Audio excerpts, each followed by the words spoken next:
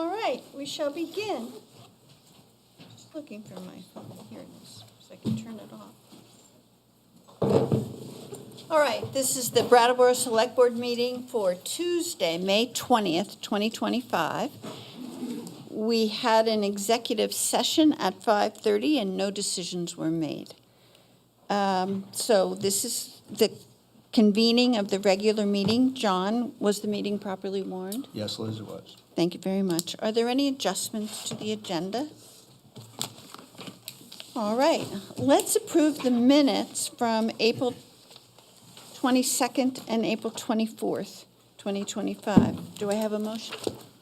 Yes, I Isaac. move that the Select Board approve the minutes from the 22nd and 24th of April of this year. Great, thank you.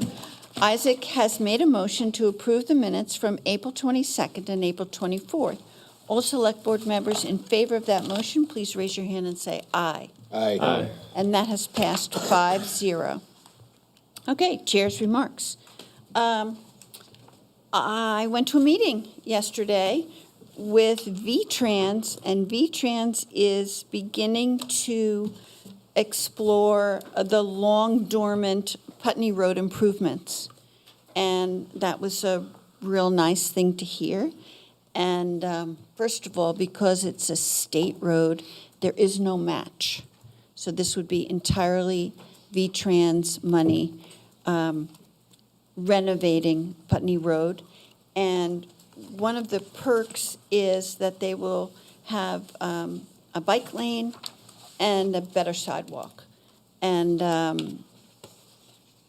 one of the problems years ago, and this project started in 2008, was that there would need to be blasting on the rock on the east side near the marina. And that will not be part of this project, but there were many benefits, and we appreciated very much that they're coming. And they're going to have their engineers begin a concept plan and hopefully bring it back to the Select Board by the end of the year so we can review it and approve it if we choose and get on the queue for this project, which will actually take many years to bring to fruition. Other than that, tomorrow night was our information session, and that begins at 7 o'clock, but there are district meetings that begin at 5:45. And this is held at the Academy School, and the new RTM meeting is going to be the following Tuesday night at the high school, and that begins at 15. 6:15. All right, so, John, do you have any manager's comments? Just one thing tonight. I wanted to mention that May 18th through the 24th, this week, is National Public Works Week. And that gives us an opportunity to take a minute to recognize the staff at Brattleboro Public Works who maintain our infrastructure and facilities around town. We have professionals in 6 divisions in that department who are on duty and available 7 days a week and are focused on maintaining services that are really of vital importance to sustainable and resilient community that we have, as well as public health, a high quality of life, and well-being of all the people in Brattleboro. These critical services would not be provided without the dedicated efforts of public works professionals who are always finding ways to improve their skills and improve the effectiveness of the department. They're responsible for rebuilding, improving, and protecting our town's travelways, water supply, water treatment, and solid waste systems, public buildings, equipment, and other facilities that are essential for our citizens and visitors. We urge all citizens to join us in thanking the staff of the Department of Public Works for their contributions in the protection of our health, safety, and advancing quality of life for all in Brattleboro. Thank you. Oh, and I just wanted to mention that this budget report that is going to be discussed at the informational meeting, and of course is the subject of the new RTM meeting, is on the website and available at the library? Are there select board members who have comments or committee reports? Yes, Oscar. I just wanted to say that I went to the Southern Vermont Economy Summit today. Peter was there, John was there, Kate was there, who's here now. Interesting. It touched on economic development, workforce, housing, demographics. It was really well put on. I think by BDCC, essentially. Yep. And it was also just really encouraging to see, a big, well-attended event with people thinking realistically about our problems, but also in a very positive problem-solving spirit. And I think that's going to be a big theme for this year for Brattleboro is, getting up off the mat a little bit and thinking positively and constructively about good things. Because based on the summit and other conversations I've been having, I think there's some bright spots in our future that I'm looking forward to working on. Thank you, Oscar. Amanda? This weekend was the 50th anniversary of the Brattleboro Farmers Market, and I just wanted to get that on the record. That's the Farmers Market is a really important incubator for small businesses, entrepreneurs, food, farming, and it's vibrant and continues to bring a lot of revenue to our community and a lot of great spirit and incredible food. Anyone else? Yes, Isaac? So last month, there was an incident that occurred at a playground in Brattleboro where there was some vandalism that occurred. And it included graffiti with hate symbols that are associated with the Aryan Brotherhood and neo-Nazism. In response to that, I had reached out to the Brattleboro area Jewish community to offer support, and just wanted to update everyone that on Friday, I met with the chairperson of the Committee Against Anti-Semitism at the community, and in the conversation just communicated support and reiterated the commitment to creating a welcoming environment for people of all backgrounds. And just wanted to reference the Declaration of Inclusion that the Brattleboro Select Board passed on September 20th of 2022 as a document that we can continue to refer back to. I know there have been a couple of mentions of this incident in the press in recent weeks, and so just wanted to just take this moment to acknowledge that I had reached out and am in conversation with the Brattleboro area Jewish community. So the Declaration of Inclusion says that the town of Brattleboro contemns racism and welcomes all persons regardless of race, color, religion, national origin, sex, sexual orientation, gender identity, gender expression, age, socioeconomic status, or disability, and wants everyone to feel safe and welcome in our community. And you can read the entire statement. I believe it's on the wall, on the door over here, if you're in the Select Board Meeting Room, and it's also posted online. Thank you. Great. Without further ado, Peter, you're good. We'll have public participation. So members of the public who would like to speak about a topic that is not on the warned agenda, please raise your hand. Yes. Please say your name. and where Good you're evening. from. My name is Barbara Barrett. I'm the principal of Community Schoolhouse and Community House High School. And I also have Jill Stahl-Tyler, who is our executive director, with me. On Friday morning, our school had a dangerous event occur on our campus. It was an isolated event involving a student who became aggressive towards staff. While the details of the situation are not needed here, we did require the assistance of the Brattleboro Police Department. They arrived quickly, even though it felt like forever, and immediately assessed the situation and began supporting both the staff and the student. Their professionalism and compassion allowed the situation to de-escalate quickly and without the need for intervention beyond their presence and supportive conversation. At a time where we see too many people looking to blame the police for their actions, we felt obligated to show those same people the true nature of what the Brattleboro police officers do each and every day. So from Community House, we want to thank those officers who came to help. Officer Hartman, Officer Culp, Officer Curlin Smith, and Officer Hennessy. We truly appreciate what you do. And to the person who pulled into our driveway to take pictures of a family member who was trying to support their child. Shame on you for trying to create a negative narrative out of a difficult situation. The family saw what you did and was very hurt by your actions during this very personal and difficult time. Thank you. Thank you. Thanks. Anyone else? Dick?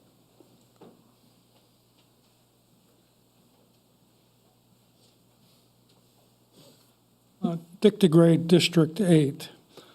Our special town meeting is coming up next Tuesday, and I wanted to address RTM members. As a taxpayer, I will be extremely disappointed if RTM sends the presented budget back to the Select Board. If that happens, it's going to have a dire impact on the taxpayers because there is no way that this Select Board will get another budget out to them before July 1st. If you accept the budget or if you choose to reduce it, those are the two lanes that you have. Rejecting the budget as you did last March is not an option for you. So I implore you to make a decision one way or another, whether you accept it or reduce it. The other thing I would say to RTM members is please do not add any money into the budget. There are two positions that people feel passionately about, and I'm one of them who feels passionately about the assistant town manager. I lost that fight here, and I'm accepting my loss. Adding money to the budget is adding to the burden of the taxpayers that we cannot afford. And we'll suffer through the year without an assistant town manager, and we do have a part-time climate coordinator. Now, if that person chooses to leave, so be it. As I say with everybody who leaves, we'll fill your shoes. We'll give you a cake and bye. But to put money back in the budget is not what we want to do at this time. So I will be really disappointed, and I am going to make a request to RTM members that the vote is recorded. A recorded vote so we can have a record of how people vote, whatever it is. If it's the budget that's presented or a reduction, whatever you do, it should be a recorded vote so people in the community can see how you voted. And next, we're going to have an election in 10 months. It's going to be here before you know it. And we'll see who sticks around based upon your vote. And the last question I have for you, Liz, because you brought it up, when is the blacktopping project going to start on Route 5 and on Route 9? If we can answer those questions.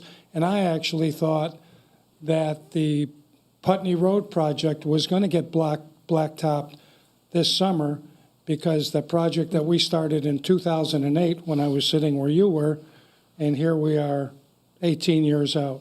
So if you can answer that, that'd be great. I think I can answer at least part of it, is that the road will be paved well before the Putney Road improvements. But look, Dan Tyler's here. Let's ask him. Thank you, Dan. Hello. We've had some contact with the contractor. They're still working out their schedule. They haven't had a pre-construction meeting yet, but it looks like they won't start until after the 4th of July. So still to be determined where, but we should know more. I think they're looking for a mid-June pre-construction meeting. So. And Dan, does this factor in the fact whether we have an approved budget or not? No, this is a state project. Thank you very much. All right, are there other comments, public participation comments? Are there any online? All right, let's get to our consent agenda. John, would you give us a thumbnail sketch of the consent agenda? Sure, Liz. We have 3 items on the consent agenda tonight. If you approve the consent agenda, you'll be approving a third-class liquor license renewal for Martocci's located at 75 Elliott Street. You will be accepting and appropriating a FY25 municipal planning grant for capital programming in the amount of $29,700. And finally, you will be accepting and appropriating a $124,405 grant awarded for, as a FY25 Downtown Transportation Fund grant for enhancements on Bridge Street. And I just got to commend Sue Fillion for writing and getting both of those grants. Really outstanding work. So. She's a champ. Okay, may I have is there anyone who wants to pull anything from the consent agenda? All right. May I have a motion regarding the consent agenda? Sure. I'll Okay. move to accept the consent agenda as presented. Great. Oscar has moved to accept the consent agenda as presented. All select board members in favor of that motion, please raise your hand and say aye. Aye. And that has passed 5-0. All right, regular business. There's a list of committee vacancies, and I will read them off unless there's another volunteer. I'm happy to do it if you want. I'll do it. Okay. I will read the committee and how many vacancies there are.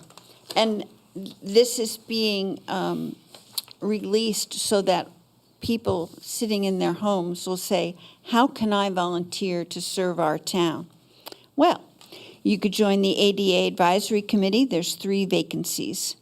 You could join the Arts Committee, there's 4 vacancies. You could join the Brattleboro Housing Partnership, there's 1 vacancy. There's the Citizen Police Communication Committee, there's 1 vacancy. The Conservation Commission, 2 vacancies. Design Review Committee alternate, 1 vacancy. Development Review Board, 2 vacancies. Development Review Board alternate, 3 vacancies.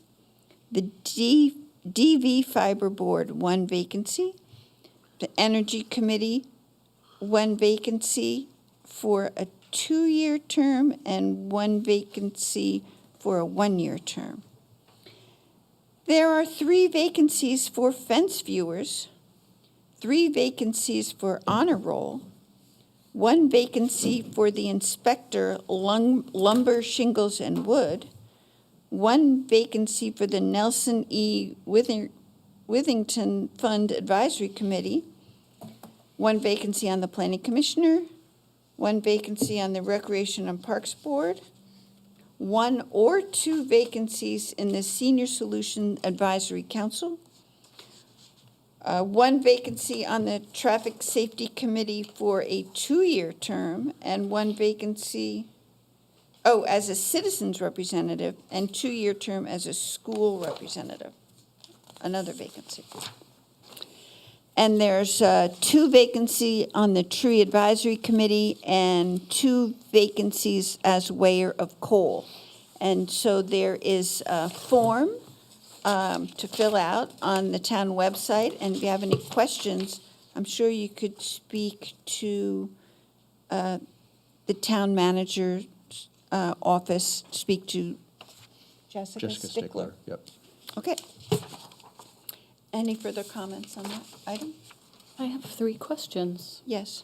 For our viewing audience, could you detail what fence viewer, honor roll, and weigher of coal positions entail?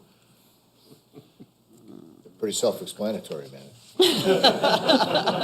I mean, do they say what they, do they mean what they say? I would say if anyone wants information about that, they should contact Jessica, and she'll explain the duties of all of those, any of those positions in the committee. So. And are there details of each committee on the town website, little blurbs I about think them? there I are think for there are, some. yeah. I'm not sure if all of them have it, but we could check into that and see.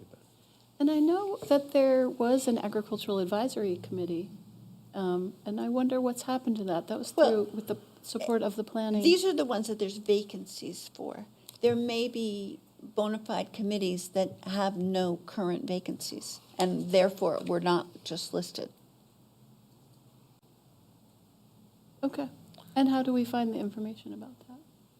Ask Jessica Stickler. Okay. I think it's not. Yeah, there is information I think on the it's not website, active. too. Okay. Yeah. Okay. All right, anyone else? I'll move right along. So the Community Development Block Grant closeout hearing for Wyndham and Windsor Housing Trust Scattered Site Program.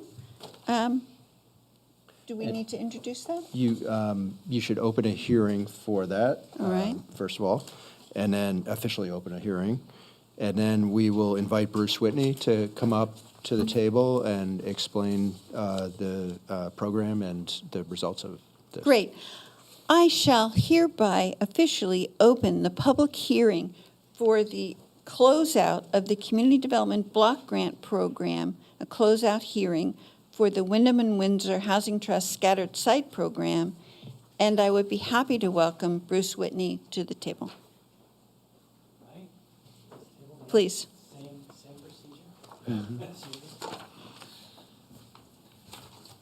Hi, everyone. I'm Bruce Whitney. I'm the Director of Home Ownership with Wyndham and Windsor Housing Trust. And this is the closeout of the Housing Stabilization Program, not the Scattered Site Program. Oh, So okay. I did provide a memo, which is titled the Stabilization Program. We also Yes, do. it's here in our packet. Okay, great. We also do the Scattered Site, but I'll be back in the fall on that one. All right. So the Housing Stabilization Program was a CDBG CV COVID dollars. Congress passes additional CDBG funds for disaster recovery, and in this case, COVID recovery and stabilization.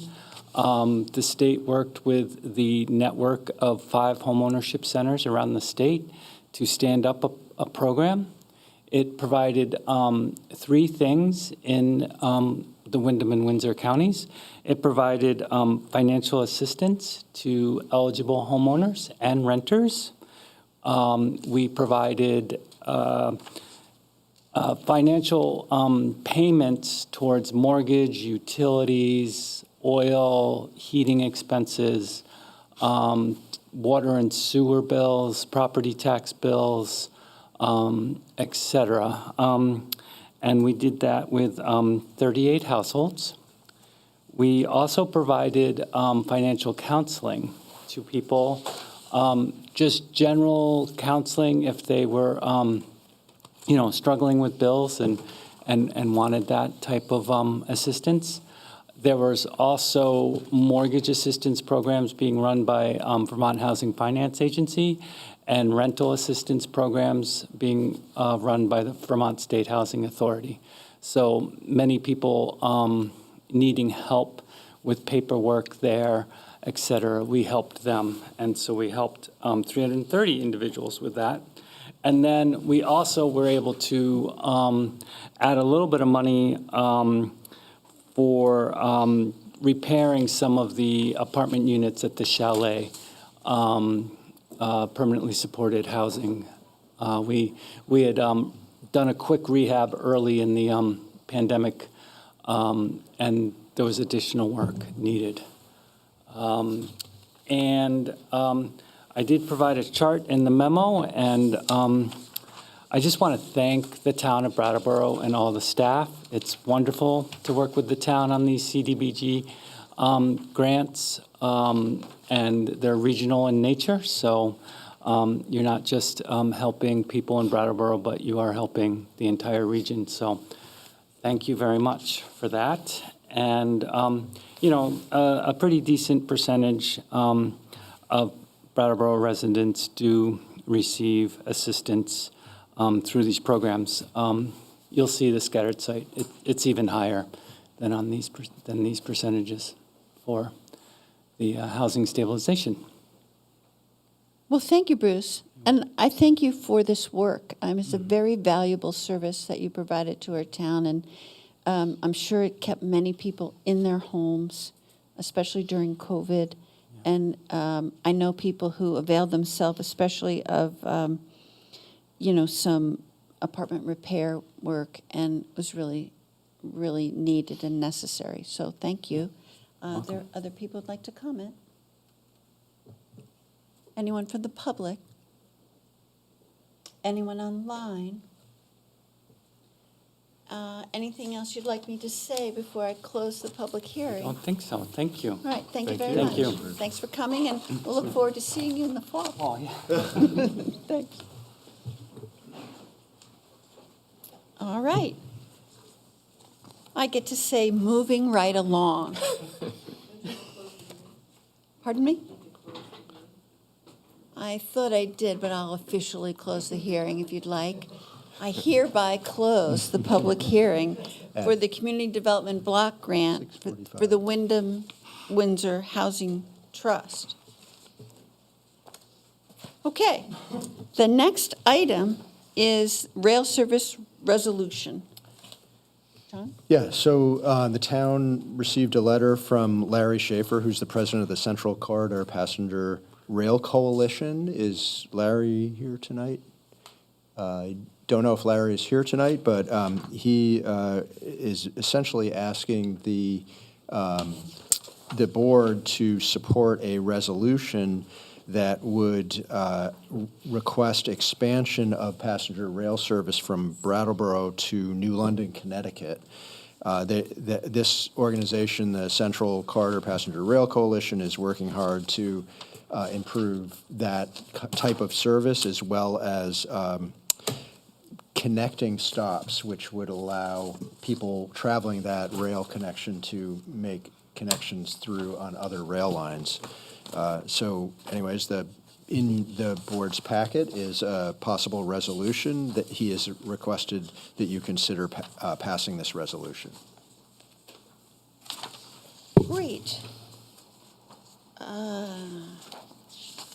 Would someone on the board like to read this resolution? I wouldn't mind, but I'd love to ask a question. Oh, Because the please. letter that was the preamble to the resolution in the third paragraph had me very confused, talking about the Palmer location and then the bad news of its location. I was very confused. Is that germane That's to at the the other end. resolution? It's not germane to us, it's germane to, I think, the New London location, Right. where the other end is. So, no, it's, I think he sent this out, but really, he's enlisting help from other towns and talking about the problems that he may or may not have with this Palmer Street location, which is in Massachusetts. Right. I see John Yeah, saying something as well. that's Okay. correct. It's kind of a separate issue. That's why I mentioned that they're working on rail connections all along the line to find the best solutions there. But that's not really a part of the resolution. The resolution's more about just the rail service in general. So. Okay, great. Thank you for clarifying that. All right. So I'll read this. Resolution of support, Central Corridor Passenger Rail Service, April 10th, 2025. Whereas passenger rail service is a valuable tool that provides reliable, safe, and environmentally sound transportation options for our citizens, and whereas passenger rail service supports economic development, affordable housing construction, job creation, and tax-based growth, and whereas passenger rail service connects our community, our friends and neighbors in a way that supports both our community and our region, and whereas passenger rail service provides an addition to our transportation systems that is environmentally friendly and responsive, and so therefore be it resolved that our community supports the effort to return passenger rail service along the rail corridor that extends from Brattleboro, Vermont to New London, Connecticut, and encourages all public and private entities to include the United States Department of Transportation, Federal Railroad Administration, the Vermont Department of Transportation, the Massachusetts Department of Transportation, the Connecticut Department of Transportation, and all other governmental organizations commissioned with the task of providing important transportation, environmental and economic development services to our communities to support the return of passenger rail service to our region. Great, thank you very much, Amanda. Now, there is a proposed motion. Maybe we could get somebody to read that. Isaac, you want to read that? Sure.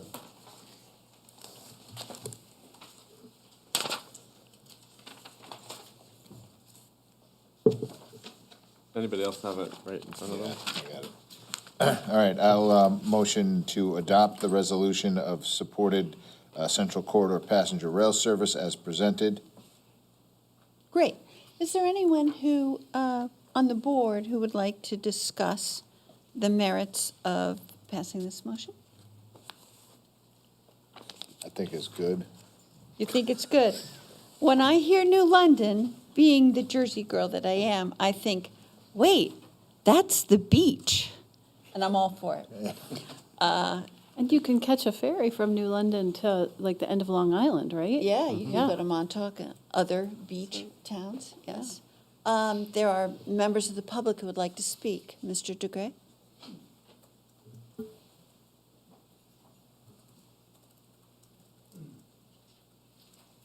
I don't know how many of you are aware that the sidewalk from the new bridge down to Royal Road, which is the entrance to Morningside Commons, is being held up by the railroad. We need an easement to put the sidewalk in. We have the funding, but we can't get an easement. This project's been going on for 4 years. It's not quite complete yet. And so I'm going to ask you not to forward this resolution until we can get an easement so we can get the sidewalk in, which I believe is essential to residents at Morningside and the shelter that will be built and completed sometime September next year. And I believe you should be using your influence to help us get that easement. It is such a small parcel of property, I just scratch my head. In dealing with the railroad, which when I was sitting where you were, is a difficult process, and I can't understand why, for the life of me, why we don't have that easement.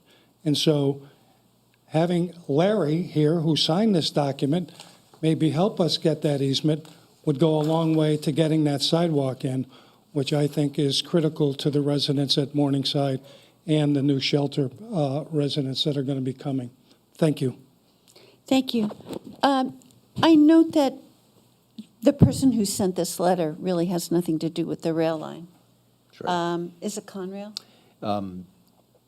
That's the problem with the Yeah. easement. It's Genesee in Wyoming, I think, is the owner, yeah. I mean, in my 40 years as an urban planner, rail companies are notoriously difficult.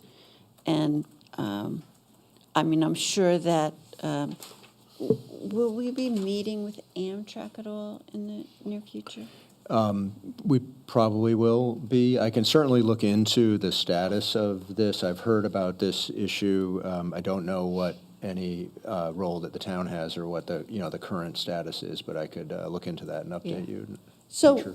let's leave it in our town manager's capable hands and go along with this discussion that really has nothing to do with, this is a private entity that's trying to establish or reestablish a passenger rail line from here to New London, Connecticut.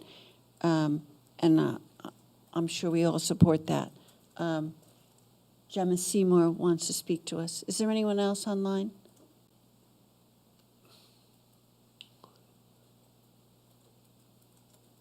Hi, I'm a little confused about this resolution because we have passenger rail service between Brattleboro and New London, Connecticut via Amtrak. And there's no mention in any of this document as to whether or not this entails establishing an entirely new separate service from Amtrak, which I would imagine that is what this is about, because otherwise, why would we need this resolution? Thanks. I think the existing rail service is to New Haven.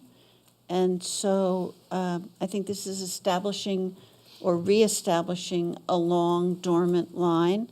And I don't see a problem with it. I don't see a problem with supporting rail service, which is, as we all know, a very sustainable means of travel. Anyone else have any comments? Oscar? Just to reply to Dick, I agree that I don't think this letter is leverage in that effort, but I think if there are ways that the select board of the town can be helpful in making that happen, we'll definitely do that. We'd like to see that happen, so. Yes, which is, Yeah, Dick, let me, give me some information on it, and I'm happy to do a little research and see what we can move in that capacity. I was not aware of that issue. all right then. All select board members in favor of adopting the resolution of support for the Central Corridor Passenger Rail Service as presented, please raise your hand and say aye. Aye. Aye. Okay, that's 5-0.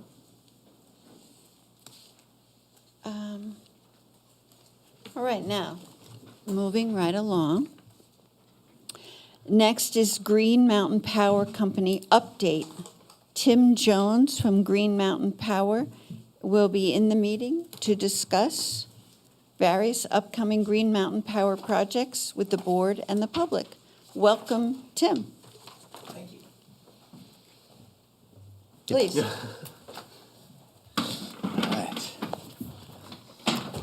All right. And introduce your colleague. I certainly will. Thank you. Tim Jones from Green Mountain Power. With me is Carol Weston, also from Green Mountain Power and part of our executive leadership team.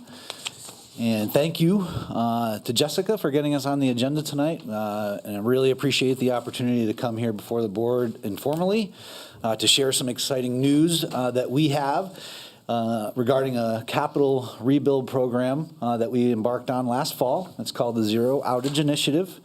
And that's a program by which GMP is focusing on its worst performing circuits in our service territory, and then basically executing a plan to originate and prioritize those projects according to sort of the 20 worst ranking that we've established, and focusing on our worst performing circuits and originating, prioritizing projects that will basically take those circuits into a rebuild category that will presumably remove them from that list, or certainly de-escalate them from the outage history. So how we get circuits on that list really is pretty simple: number of line miles, number of customers, number of outages, and severity, duration of the outages as we look at the prior 5-year window. So last fall, we were successful with the state at bringing forth a proposed body of work on these 20 worst performing circuits,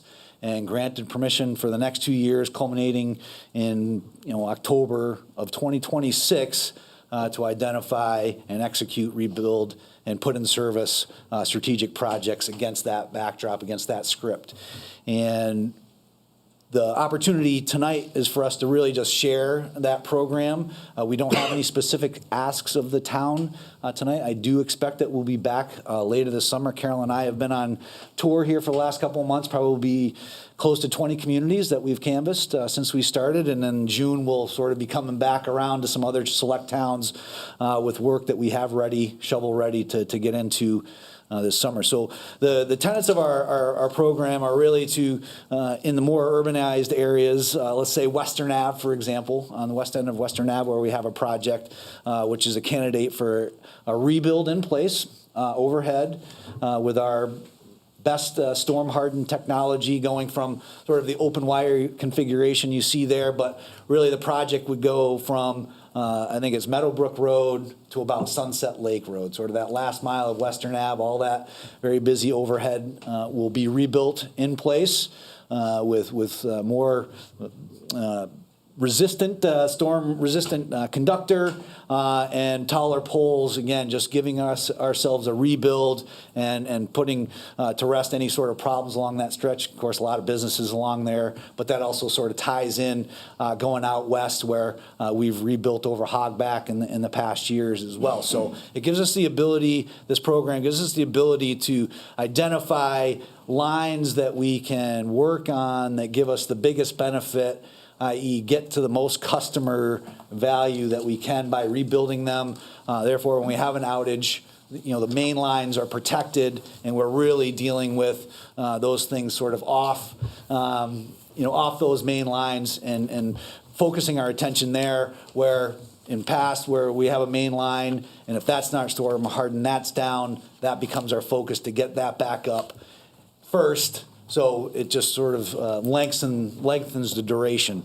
So as we get out into sort of the more rural areas, and we were able to do a small project on Melchin Road last year with the cooperation of Mr. Lynch and Mr. Grover. We actually toured that project today. We certainly have some housekeeping to do up in there as we wrapped up late in the fall, and I believe it's spring, and so we're going to get back up in there and get our housekeeping done, and that'll be a sort of a proof of concept that we'll have in our back pocket when we come back to the town with some more specific acts. So that's really one of the big calling cards into the more rural areas, is burying our lines underground, and we did quite a bit of work. Last year, we got about 20 miles of our line underground, so our focus last year was Townsend, Jamaica, Wardsboro area, but we also spent quite a bit of time in Halifax.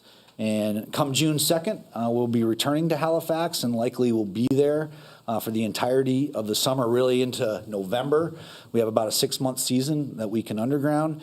So we'll be vigorously going after as many miles as we can, hopefully another 20 miles in Halifax this summer, mostly burying our lines underground. So again, I think we have a very good proof of concept, and we're already seeing the net benefit of that by getting after these main lines and going to these towns and validating that the outage experience is slackening, shall we say. So again, more work to do, but I think what we're doing, how we're prioritizing, what we're identifying is really starting to pay dividends in our customer and partner community. So essential that we have town partnership in these projects.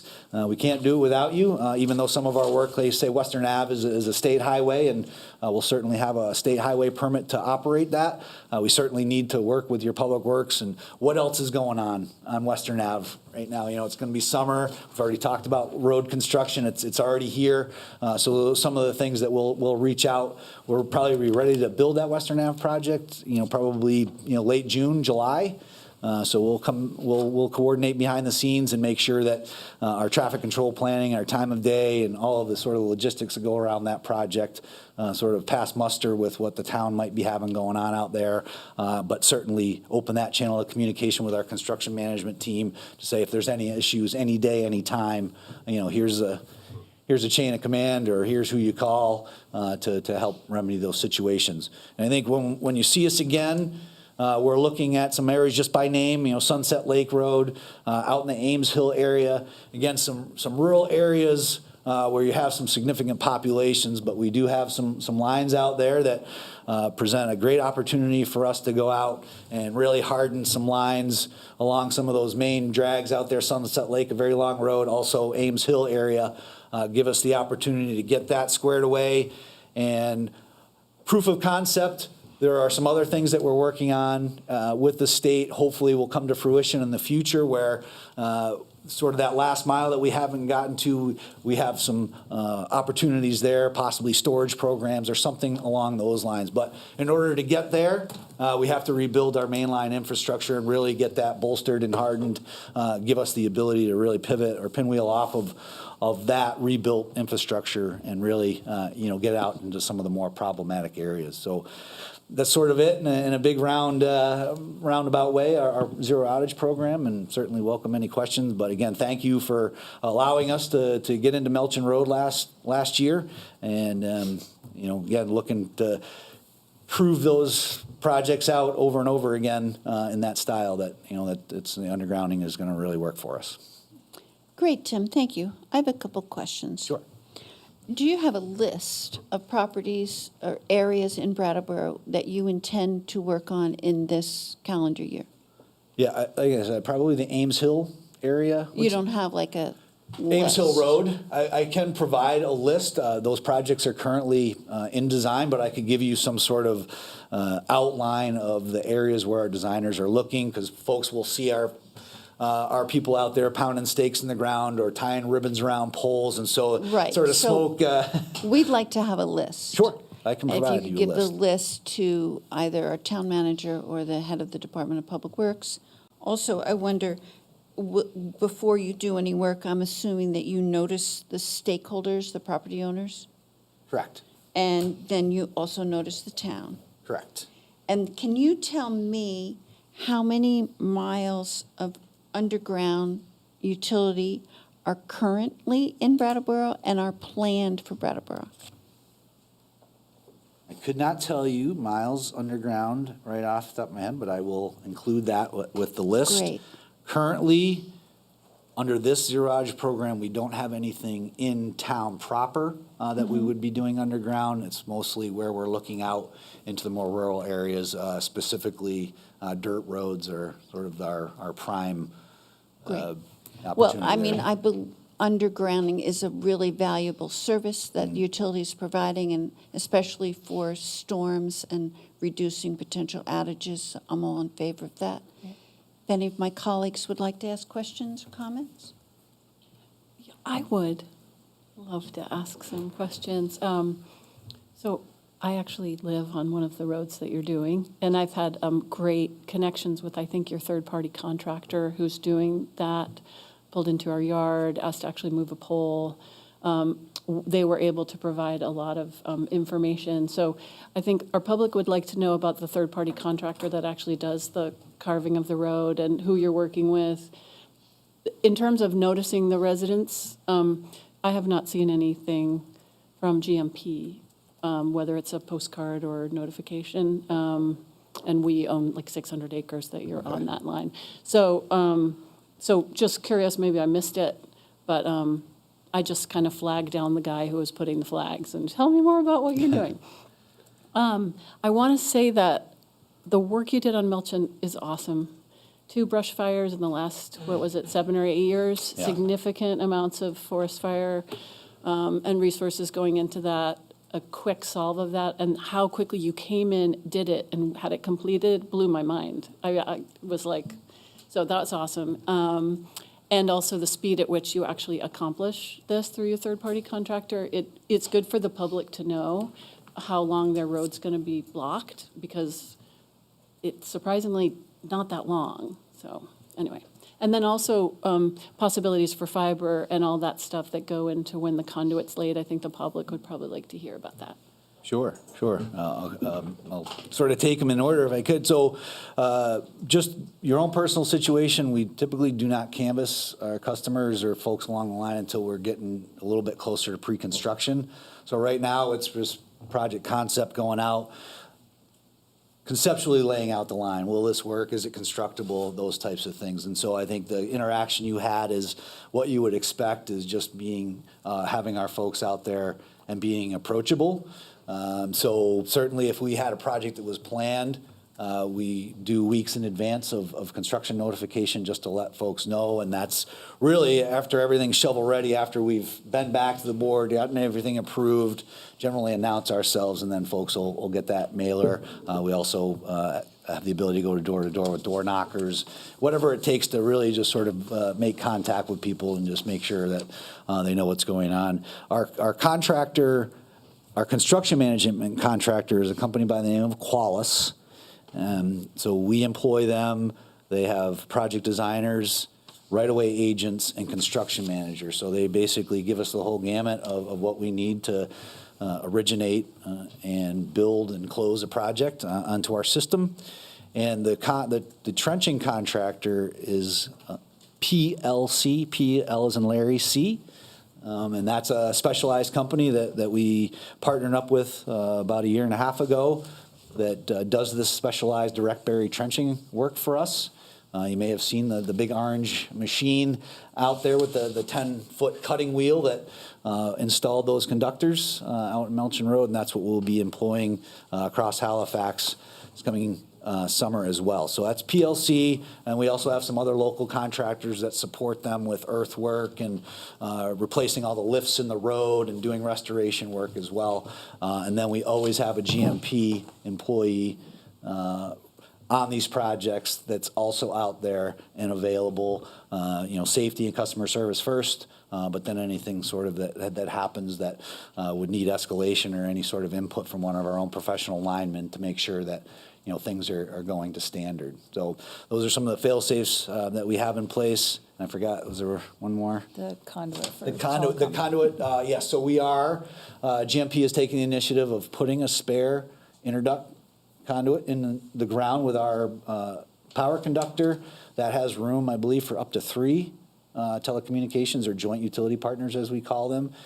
So that is our calling card when we reach out to the operations folks at those utilities and say, okay, here's where our project work's going to be, mileage, location, here's what we're putting in the ground, and then that's a separate sort of licensing agreement that we have on the other side. But we are making available everywhere we go underground, we are putting spare duct in the ground so the joint utilities can be enticed to join us underground and get all in there. Did I miss anything? You got it. Okay. Great, thank you very much. Thank Other you. members have comments? Sure, just a quick question. I assume, like, is there a priority that you'll be kind of tackling these things? I'm thinking, I know, and I ask because I almost never lose power where I am, so like if there is a priority, like I'm waiting a long time. But do you guys, is there a priority?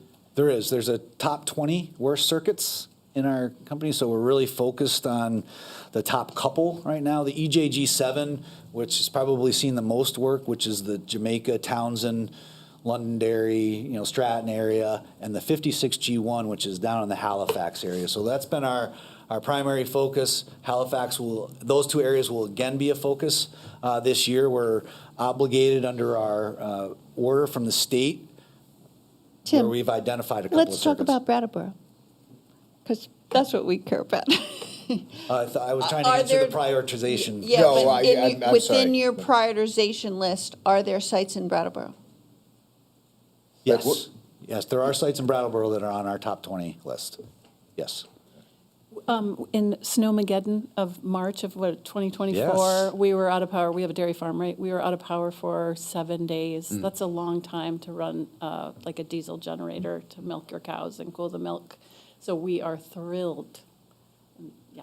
Well, I can assure you that was a major catalyst for this I think we got covered by WCAX. It was real exciting. But again, a lot of big main lines down that we're trying to remedy. So Brattleboro is on our priority list. And like I said, we'll be back this summer. We will send a list following up this meeting just to show you geographically where those areas are. Certainly welcome any questions in the interim, but we will come back with a formal ask. Great, thank you, Tim. Is there anyone else who'd like to speak? Anyone from the public? Yes, Randy. Hi, Randy Blodgett, District 7, out in West Brattleboro. So I live on Olson Drive. It used to be a small dairy farm 50, 60 years ago. We had multiple wires down. We were also out 108 hours. We were on generator. But it started fires twice. We had the fire department out last year. Thankfully, it didn't cause a forest fire, but the lines were energized. And by the time the firemen and your crews figured everything out, it's 2 or 3 hours watching the lines glow and whatever. And I didn't know if we were on the list. I just wanted to ask. I will identify that when I send the list in, and I will search that out and see if it dovetails into something that we have on our list. But thank you for the feedback. So, anyone online, Seth? And before we leave, before you leave, stay here. I just wanted to thank your group for your speedy and helpful work with the SIT fire. That was really helpful. And Welcome, I'm glad we that, all appreciate it. we could respond. Yeah, thank you. Much appreciated. Thank you. All right, so thank you. We look forward to your work, and we look forward to your list. Thank you. Thanks so much. Have a great Memorial Day. Thank you. All right, next is a discussion of the utility rate study. John? Yes, I'm going to ask Dan Tyler, the DPW director, to come up with a consultant from NewGen. And I think Dan will step us through this project. Sure, thank you. Mike from NewGen is back. The last time we were here was in February, and we kind of went over how Mike and his colleagues would tackle this rate study that we contracted with them for. Since then, we've dumped a lot of data their way, and he and his colleagues have been digging through it and compiling it into their program, and Mike's going to walk us through a presentation of their findings.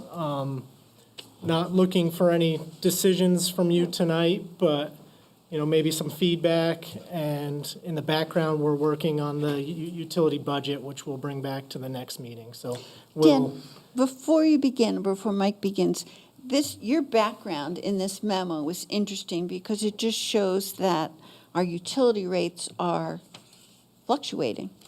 And so the goal of this study is to have stability, correct? Right. Typically, we set the rates on a 5-year schedule, but we revisit them each year. So a few years back, the utility appeared to show a surplus. The board chose to kind of level the rates. We've been doing a lot of work to identify needs throughout the utility, upgrades to assets and capital planning work, which has driven the capital costs up, the needs in the capital plan up. So last year, we raised the rates to kind of meet that, and out of that process came this recommendation of this study from the board. So here we are. Great. I just wanted to set the stage. Thank Sure. you. Great. Thank you. Good to see everybody again. I know we were here last February, and I believe other than the snow, it doesn't feel much warmer right now. And I'm actually heading to Boston to visit family tomorrow, and I think the nor'easter's coming. Yeah. So It's quite a storm. might make it tough for the Red Sox game. So I have a brief presentation. Stop me along the way if you have questions. Next slide, please. So as an enterprise fund, as the water and sewer utility is, it should essentially be run as a business, as its own enterprise. It should not be taken from the general fund, other than for things like support services and things like that. Some of the business fundamentals as an enterprise fund is in revenue sufficiency. So revenue should meet or exceed expenses. We're not trying to take a profit. We're just trying to make sure our revenues cover our expenses, and that we're segueing to the next one, also maintaining some reserves. So we recommend both an operating and a capital reserve, and we'll kind of talk about that. And then obviously we want to make sure we're reinvesting in the system. We just talked about underground pipes. Water and sewer is all underground pipes, and it's an unforeseen, asset and infrastructure that customers don't really know about until there's a pipe break or something like that, and a main break, and you see water shooting out of the street.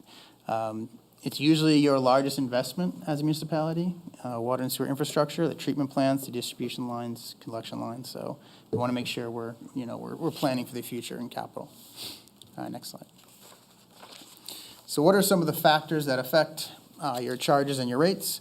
So first thing is really inflation. So your operating maintenance expenses. These are your salaries, your benefits, supplies, materials, chemicals, electricity. We're being conservative here, and we're using a roughly 3% inflation rate. That's roughly what the CPI has been the past 20 to 30 years. I know in the past few years we've seen higher inflation. We had 8% a couple years ago. It has now come back down to more the normal average level. Capital improvement plan, as I mentioned before, that's usually your largest driver. So whatever Dan needs to do in public works in terms of reinvestment and building projects, that's usually going to be the largest cost driver. And we look at the funding sources of that. So are we going to fund it directly with cash, meaning we have to raise rates that year, or can we use some reserves? We have some cash left over, or do we actually debt fund it, because these are long-lived assets, and we make sure not just today's customers pay for it, but those in the future who are still going to use these assets will help pay for that. And that's usually done for really large projects, because you can't really, multi-million-dollar project, you're not going to raise rates multiple percentage in 1 year. You really want to spread that out. Debt service to both existing debt service. You have some water and sewer projects that currently have some debt service on the books, principal and interest. We have that in the model going out till it's exhausted. And then, as I mentioned, any capital projects that will project future debt service, we've calculated that based on interest rate, maturity, things like that. We're being conservative in terms of customer growth and usage growth. So in terms of actual water usage and customers, our assumption is that the system's fairly built out. The town is fairly built out. There's not a lot of areas where we're adding a lot of new development. So we're saying here, the customers we have today are roughly the customers we're going to have tomorrow. If you do have a pocket of growth here or there, then that's certainly just going to help the bottom line in terms of any required rate increases. Same thing on miscellaneous revenues. This is anything other than rates and charges. This is any like interest or penalties or You might, you have fire line charges, things like that, miscellaneous ancillary fees. We're essentially assuming those are roughly going to stay flat. And then the two reserve targets I mentioned. So an operating reserve target, this is typically tied to your operating expenses. So as your expenses increase, so should the reserve target. And that's typically we're setting at a minimum of 25% of operating expenses or 90 days. So essentially, if you brought no more revenues in the door today, you'd be able to operate the system another quarter, which matches your quarterly billing frequency using that reserve. And you can kind of use that as a rate stabilization. So if you have a summer where it's really wet and people aren't watering their lawns, you're not bringing in the revenue you thought you might have, you can use that to offset that. And then a capital reserve, and here we're tying that to your system asset value. So we have all your fixed asset data, and what we're looking at here is getting that to a 2% of system value, not right off the bat in the first year, but over a 10-year period, and that equals roughly 50-year useful life. So a lot of the pipes should last longer than 50 years. Buildings, things like that, they're probably around that period. Next slide. So what we refer to as the revenue requirement, that's just the revenue required to be collected. It's just a fancy term for the cost of the system. Again, at the base is your operating maintenance expenses. Again, materials, supplies, salaries. Current debt service, so any debt service on the books. Any cash funding and capital projects. So typically routine projects you're going to do each and every year. It doesn't really make sense to debt service those. You kind of want to just pay for those through rates. New debt service, so that's more for the one-time lumpy capital projects that are probably too big to do in any one particular year. And then there's reserve contributions. So we add all that up, and that's our revenue requirement. Next slide. So here we're just looking at water, and this is the capital improvement plan. And so I know it's hard to see there, but the top chart shows the capital improvement plan by funding source. And all that green is debt funding. And so that real large chunk there, I think that's water line replacement is what that is, that they've identified in the CIP, and it's a large chunk there, but that's going to be debt funded. So you won't see the rates having to jump up in FY30 because that's actually smoothed out by making it debt service. And then the blue is just cash funding. And then the bottom is just by type, so it's showing that blue is all distribution, which is just the water pipes. Next slide. And then here's sewer. I kept them on the same scale. I know it looks real squished, but I just wanted to show you the relative comparison between the water and sewer. So you can see, okay, water had that one, giant column of costs in FY30, and sewer comparatively is, a lot smaller. A lot of your existing debt service is sewer. So from my understanding, you did a lot of reinvestment in your sewer system, and now it's kind of water's turn. And Dan can correct me if that's not the case, but if we go to the next slide. So what these two charts show here, so this again is just for water, but the left chart are those revenue requirements, the costs. So again, these are in columns here. So the base year of FY25 and then the 5-year planning period. The blue again is the operating expenses. You can see that's kind of the majority of the costs. The red being the current debt service, green being cash funding of projects. There's a little bit of purple in there for new debt service because we converted that large cost stack to debt. And then the orange being the contribution to reserves. There's a light blue line kind of horizontally crossing almost at the top. That's what you're bringing in now for revenue. So anytime these columns are higher than that line, that's a shortfall because your expenses are higher in revenues. Anytime that line is higher than those, then it's a surplus. And that's what the chart on the right is showing the cash balance. Now there's also a slight sloping line, a darker blue line on that left chart. That's what we're proposing for revenue increases. And that reflects a 9% increase in FY26, a 9% increase in 27, and then really inflationary 3% increases after that. So we're hopefully getting to a point where we can just do inflationary increases, but we don't think we're there yet. And then you can see the impact to the operating balance. Again, that red line is our target. So you're just below the target right now, that 25% of operating expenses. But with the recommended revenue increases, you'll be just above that target line. And then shifting to sewer, which has the same scale, you'll see we're dealing with larger dollar amounts. Sewer is typically more expensive. Treatment is more expensive for sewer operations, so you're seeing more expensive things here. Again, the operating in blue, and as I mentioned before, so sewer, it appears you've done recent projects in sewer that were very capital intensive, so you can see all that red is the debt service you're now paying off for sewer. So you can see it's a lot more expensive than it was for water. And then green is cash funding of projects, orange being the contributions. However, for sewer, you only need about a 2% increase each year. So actually even less than inflationary 3%, really just 2%. And even doing the 2%, you can see your cash balance is growing beyond the target. So ideally, you could probably, you could be even withhold the 2%. And you could also think of the cash balances between water and sewer. It is technically one fund. It's one water and sewer fund. We did try to split it here just to, for purposes of keeping, what the water costs are in the sewer. Most of your customers have water and sewer. There may be some that have water only, maybe some that have sewer only. So by splitting it, it's being fair to them if they only pay one or the other.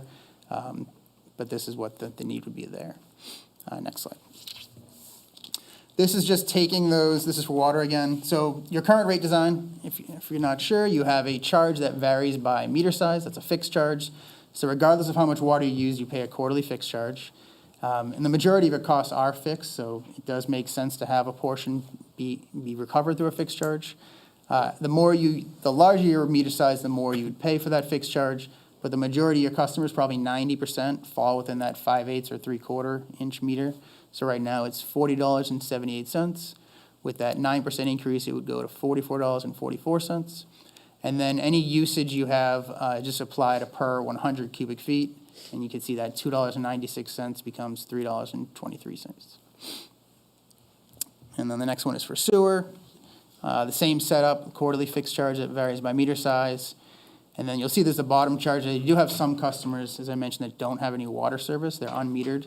They're just charged for 10 units of usage. And next. So what we always say is customers don't really care what their rates are. They want to know what their bill is going to be. So this is some sample bills for typical customers. We looked at an average user using 3,000 cubic feet per quarter, and then a small user who uses half of that, and then a large user who uses twice that amount. If we just focus that middle section, the average user, right now combined bill is, I gotta look at mine because that's hard to read, $384.48. That would go to $401.40. And you can see the percentages on the right column. So even though the water is going up 9% and the sewer is going 2%, because sewer is a larger portion of your bill, your combined bill only goes up 4%. So a typical customer would see a roughly 4% increase in their bill for next year. And next slide.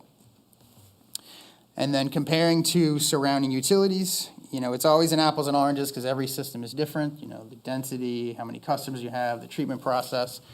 But we find that elected officials always like to see this comparison, right or wrong. So the blue is water, green is sewer, and then the darker colors are Brattleboro. So you can see right now, current, just above the middle of the pack, and then with the increase, you'd stay roughly in that same position.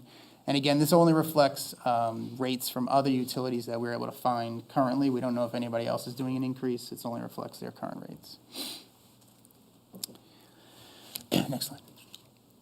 So moving on, we also looked at your fire protection charges. So these are customers who have a private fire line or a private hydrant. So this is not the majority of customers. This is usually commercial, industrial. And here we're just recommending a 3% increase each year for these. So on the last slide, so our recommendations, and I know you're not having to adopt anything today, but we would recommend adopting the next 5-year planning period like you typically do for both rates and charges and the fire line charges.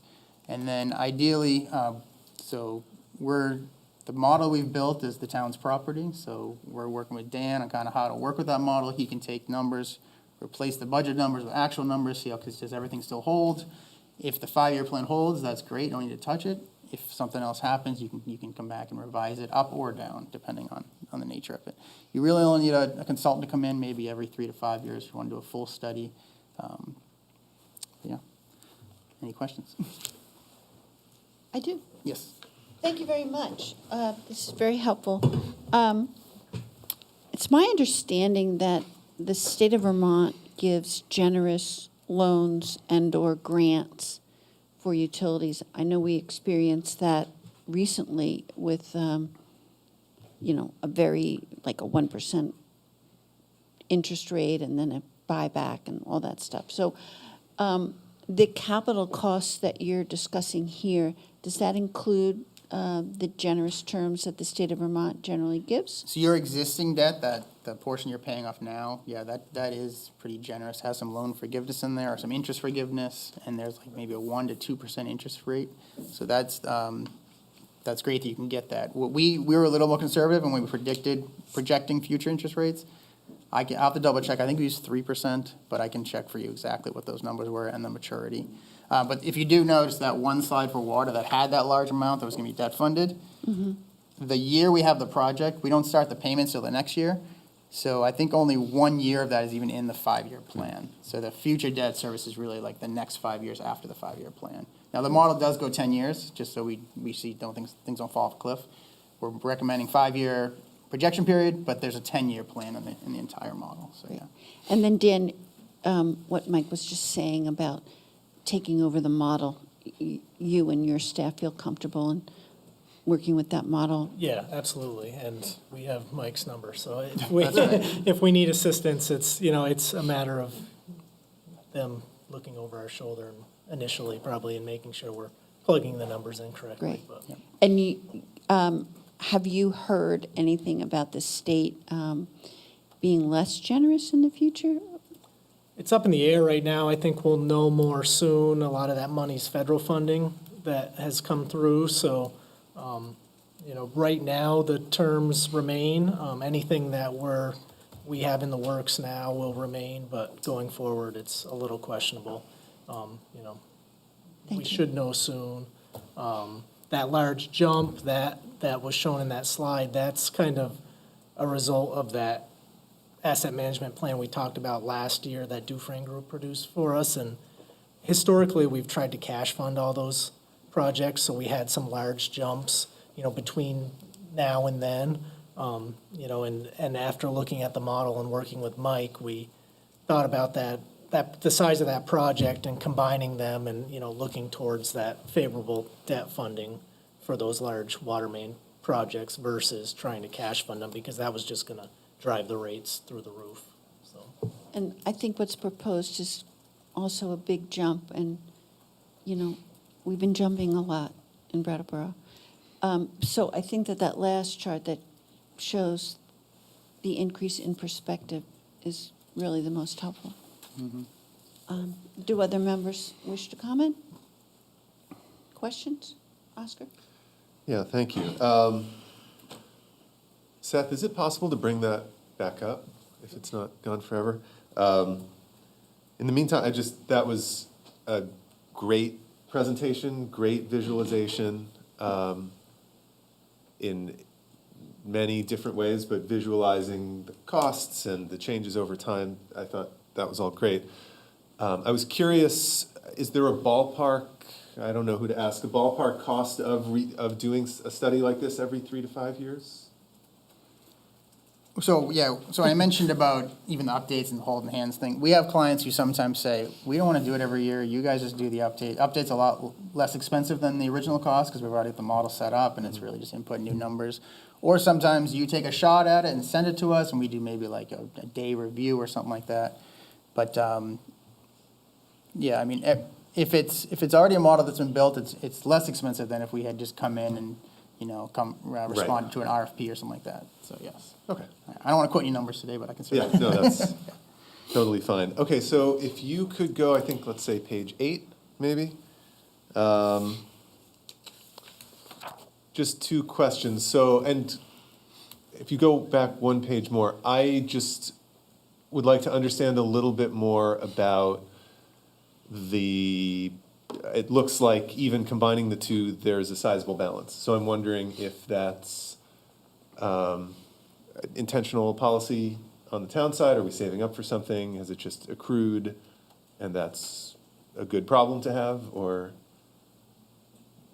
I guess maybe the cash balance? Yeah. Yeah, that was the recommendation that you mentioned in the beginning. Yeah, so when I mentioned before, I was talking about, trying to make sure that each service covered itself. Right. Like you do have some sewer customers who don't receive water. But if you think of it kind of, it's one utility fund. And if you did combine those, I can bring you back a chart if we combine those. Maybe you don't need to do the 9%. Maybe it's something a little less. Well, it's not so much the numbers itself. It's just that it looks like, I'm just sort of wondering if there was like a strategic reason for building up that much of a balance. I guess I'm Right, that thinking was the more- 90-day, So we took what you said you had for unassigned cash, so we Yeah. wanted anything that's not reserved and not, you're not using for payroll, like, this is cash we could use if we didn't do a rate increase or as high a rate increase, could we hold it down with cash? Yep. So we took that number, we split it between water and sewer, and then Dan had some projects that were kind of, I guess, money's already in the works, so we had to take that out of that balance, and that's where it resulted with, it was a lot of that was water, so that's why water kind of dropped a lot more than sewer. We're starting at a lower balance because a lot of the projects were already for water. Sorry, I think I'm asking this wrong. Can you go one page ahead? Yeah. If you add these two numbers up, we have something like 3 million on hand versus a target of, say, 1 million. So I'm wondering, did we intentionally build up more than we needed and now this is a good problem to have, or is this extra cash in sewer something that's sort of planned towards some other use? Or am I making? I don't know that there was a reserve metric before. I think we kind of. Okay, so this is just sort of This is just a where it result ended of up. where it, yeah, exactly. And it's in excess of Yeah. the recommendations of the study. Yeah. Okay. And then my other question, I think it was a few pages back, but basically the big spike in expenses in the FY30, that's just, it looked like a bunch of water mains that are due to be replaced because of their lifetime? right, Okay. that came out of that hydraulic study we did with Dufresne Group, and, you know, it's a series, they prioritized replacements on older, you know, more risky lines, and, you know, that's a series of replacements kind of bundled into one big project. Okay. And the rate hikes presented in this study that includes accounting for the cost of this big jump in the last year? Right. Right. Okay, awesome. All right, thank you. Let me just interrupt to ask a question.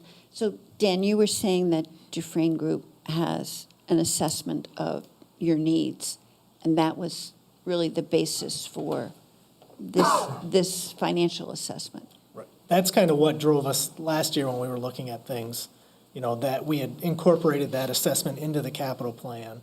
That's kind of what drove the need up, and now we're trying to best spread it out. Great, that's very logical, thank you. Other members have questions, comments? Great, how about the public? Yes, Ivan. Ivan Hennessy, Brattleboro, Vermont. I may be operating on bum information that I picked up randomly many years ago, but I was under the impression that sewer in Brattleboro isn't metered independently. Am I correct in that? That's correct. Yeah, so there's 1 meter on your water line, and we charge sewer based on that meter. We charge water and sewer based on the usage of that meter. Yeah, that's why the unmetered sewer charge is just based on a theoretical 10, CCFs of usage, because we So- can't actually meter it. So the theory is water in, water out. Right. Randy? Randy Blodgett, District 7. Just out of curiosity, where I used to live previously, what they would do, I sat in on a few of these over the years, and instead of, we have 5-6 years out before we billing, incremental rate increases before that, so it's not a 9% all at once. So hopefully in planning, we'll look at that, because I think that would, help people a lot more. And is that what you're planning, Mike, or is this a jump? Well, we want to get those 9% right off the bat, so we don't have to wait until that last year and do a 20% or a 30%, right? So we want to, So the 9 is incremental.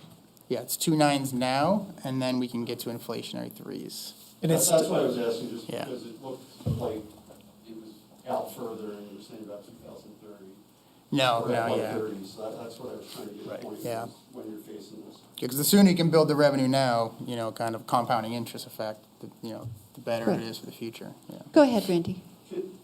Just So- come to the mic. So moving forward, if I could just make a recommendation or that we look at is, since we are looking to try to plan better, that since now we have a consultant, they're looking at this, that, the 3-year, maybe it does pay to have a more frequent look to say, hey, we need another 0.5%, or we need something to keep that big, large rate increase from happening. Because like you said, we've had enough large ones recently. Yes, and I think it's also important to note, as Dan did in his memo, and John Potter, that we reduced the rate significantly a couple years ago, and I think that we're paying for it now. Any other comments? Anyone online? Oscar? Just a quick, I know we're not getting into the details now, but I assume that if we wanted, it looks like from the numbers that we could smooth out the water increases completely over the 5 years, and we wouldn't be going negative on cash balances. Yeah, you may year over year have a deficit in Yes. water, but the But- cash balance side, you should be okay. Okay, so that's something we could think about Yep. if we didn't want to front load the two big jumps and wanted to do whatever it was, 4% a year for 5 years. Yep. And we can happily think about that, and I thank you gentlemen both very much. Is no more questions? I'll I would just add that, so we'll take your feedback today, and we'll bring back a draft utility budget, I believe, on June 3rd. Is that right, Dan? Or that's our goal. So. That's great. Yeah. Thank you very All right. much. Dan, Mike, Thank thank you you. for coming. All right. We're still moving right along. The monthly FY25 budget update. Actually, No one more. No? there's a legislative date first. Oh, I skipped too soon. All right, John Potter, please give us the state legislative update. So I haven't had as much time as I would have liked to work on legislative matters this spring because we had other things to do. But I did get a chance to testify or provide testimony on two bills, which I summarized in your memo and also provided you the letters that I submitted on those. The first was H 397, which was a bill that related to the local option tax distribution between the state and the local funding. And on that bill, I requested the Senate Government Ops Committee to consider instead of a 70% to the municipality, 30% retained by the state distribution, a 100% distribution to towns that support the GA motel program. And the rationale for that is that what the state does with the 30% that they retain on the local option tax is they use it for pilot payments to the towns. And so we get some of that. I don't think we get the full, $400,000 or $500,000 that is retained. We get considerably less. But the motel program is a situation where the state is essentially using private properties. They're providing vouchers or leasing private properties. So we're unable to get any sort of pilot payment for everything that brings to the town in terms of cost to the municipality. So my case was to go to 100% allocation for those, I think it was, I want to say 13 or 14 towns in the state that both host motel program and have a local option tax. The committee was receptive. I would say that they asked a lot of good questions, which I followed up in that letter that's in your packet, answering a bunch of their questions. They understood what I was saying and they were sympathetic, but the tax department at the state was telling them that 75% is the highest that they should go in order to protect the pilot payments statewide. So that's what they did. They passed it out of committee with a 75% distribution to towns, up from 70%, but they didn't go any further and nothing specific for towns that host the GA motel program. The other bill that I provided feedback on was H91, which is a bill that relates to the homeless emergency assistance, basically the motel program. In that, again, I asked for some allocation of funding to municipalities that have ancillary costs as a result of this program. That bill, I understand that's being considered, whether there's any funding in there for municipalities or not. I think it's been gradually reducing from, I think they were originally talking about potentially 3 million in grants available to municipalities. I think that may be down to 1 million now. I'm not entirely sure on that. I haven't looked at the latest draft today. I do understand that H91 is likely for floor action on Thursday. So that's kind of an update on the two bills that I've really had the most time to spend with. And if you have any questions, I'd be happy to answer. Oscar? A note is I have also been, I think all of us have been privately working and talking to people to try to make something happen here it's all very much in flux, but based on a private conversation with a legislator last night, I was told that as of the bill could change at any point, but at that point, there was still money in the bill for municipalities of some kind. So that, something helpful may come out of this for us. I'm hopeful. It's been my experience that mayors have written, town managers, select board members, citizens, and, there's, actually, I think that there's been some articles in the paper. It's important to note that it was a revelation to some of the legislators to understand that they needed to understand the impact of the motel program on the host municipalities. And there's been a lot of care to understand the problem of the unhoused and caring for the unhoused. But I think that there needs to be a sea change in the legislature for people to understand the impact to the host municipalities. Are there any other comments? I want to say that I sincerely appreciate John's advocacy for the town of Brattleboro at a state level. There's been a lot of things to do over the last month and a half, and I appreciate so much you taking the time to stand up for us up there. Thanks, Amanda. So do I. Thanks, Oscar. I want to echo, I would like to echo those sentiments and just appreciation for your advocacy for funds for our town from Montpelier. One of the concerns that I have heard from some of the service providers is that there's already a really stretched pool of funds for providing services to unhoused folks, and concerns that money not be taken out of that pool that's already being, it's pretty stretched. So wanting, my hope is in the future that we can find as a state the funds to both support the unhoused population in our communities, as well as support the towns that are where there's the greatest amount of homelessness. I would add to that, it would be my hope that the state would diversify the set of towns and the set of motels. And, not let Brattleboro bear the burden as they have been doing for the past 5 years. Anyone else? All right. Public. Now, pardon me? Public. Is there members of the public who would like to speak on this issue? Randy? Quick question. Randy Blodgett. My understanding is that bill is a study period, so would any of that money, even if it does come to fruition, it's years away, right? I believe that's true, yes. It would be next fiscal year that it could come into play. Okay, thank you. Oscar?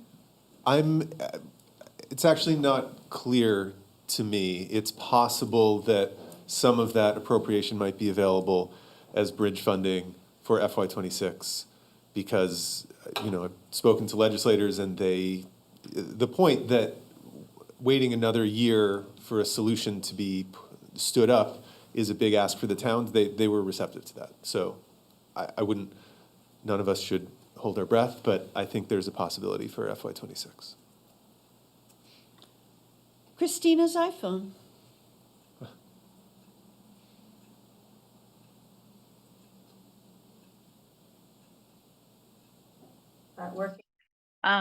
Christina Shayanye, District 8, Representative Town Meeting Member. So H91 hasn't been passed yet, and there will be, let's say it does get passed, there still will be a transition. And what I'm concerned about is that if we're moving towards nonprofits providing the services for people who are not getting their basic needs met, and away from municipalities having to do that, what's going to happen in the meantime? I'm just wondering where right now there are people where if it's raining all night or there's wind chill or flood season, or we're going to be where there's freezing cold temperatures before we know it. So just, I don't want H91 to stop us from making sure that nobody is needlessly dying on the streets of Brattleboro until then. Does that make sense? That was my comment. Thank you. Let me just say that the state motel program is a state program. There is not a municipal shelter program. And there are private nonprofits who are providing shelter in the town of Brattleboro. And so there's a considerable amount of sheltering going on in Brattleboro. It is not municipally based. Yes, Oscar. I'd just like to add that I believe, I don't know for sure, but for FY26, while the study is happening and the new program is being designed, I believe the current program will continue in much the same form. I certainly could be wrong. I'm not an expert on the state level stuff, but I also think we should keep talking, Christina, about the shelter needs in the community. I definitely want to keep working on that and having that conversation separately. All right. Has everyone spoken who needs to speak? Christina did raise her hand again, if you want to. Who did? Christina raised her hand again. All right. Christina? You have a minute. Okay. Thank you, Liz, for my minute. I just wanted to clarify that currently the nonprofit organizations who are providing services in town are at capacity, and even though they have access to state funds, they cannot expand their shelter capacity with those state funds. So it can't just be put on to them, oh, it's not a municipal thing, the nonprofit organizations are taking care of it. They aren't taking care of it. They're doing everything they can, and there's more of it that needs to be taken care of. Thank you. All right, moving right along. Item G, monthly FY25 budget update. John? Yeah, so the select board has asked for a monthly financial report on the FY25 budget through the end of the fiscal year. The finance team has been working really hard on putting together a parking fund budget and a utility fund budget, but they were able to confirm the numbers that are in your packet for budget to actuals through April 2025. And with that information, we were able to do an initial projection through the end of the fiscal year, which is also provided in your backup materials. And that shows us our current net revenue is $2.4 million. We're expecting additional revenues through the end of the year of $529,000 from rooms and meals tax, $238,000 from sales tax, and at least another $240,000 in EMS reimbursements. I understand that's even a little higher now than that was expected. We have an expected bond payment of $973,000 to go out, and we are annualizing the remaining expenditures for May and June at $3.4 million. So that leaves us with $883,773 in deficit, with the Article 9 approvals at the RTM, which was that use of fund balance, you'll recall, for the Downtown Safety Action Plan and the additional costs on the solid waste contract, and that use of fund balance was approved at $851,836. So that leaves us an overall projected loss at the end of the fiscal year of approximately $32,000. And that's our best estimate right now. That loss would be within 0.1% of budget, and we are also actively working to still try to close that gap if possible. And I'm happy to try to answer any questions that I can that you may have on this report. Who has questions? Oscar? I do, but someone else can go first. I just wanted to express appreciation for you and the town staff, Mr. Potter, for putting together this report and your work to close that gap.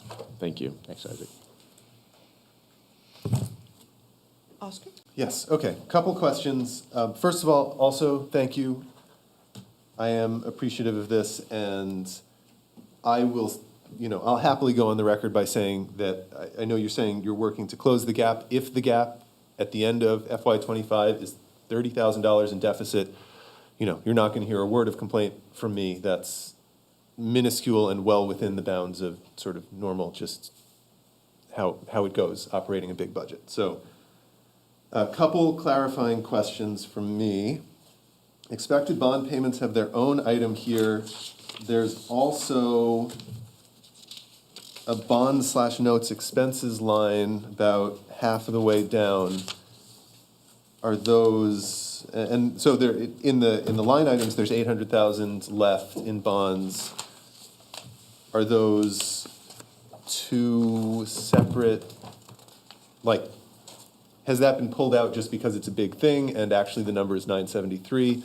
Or is this a separate $973,000 thing?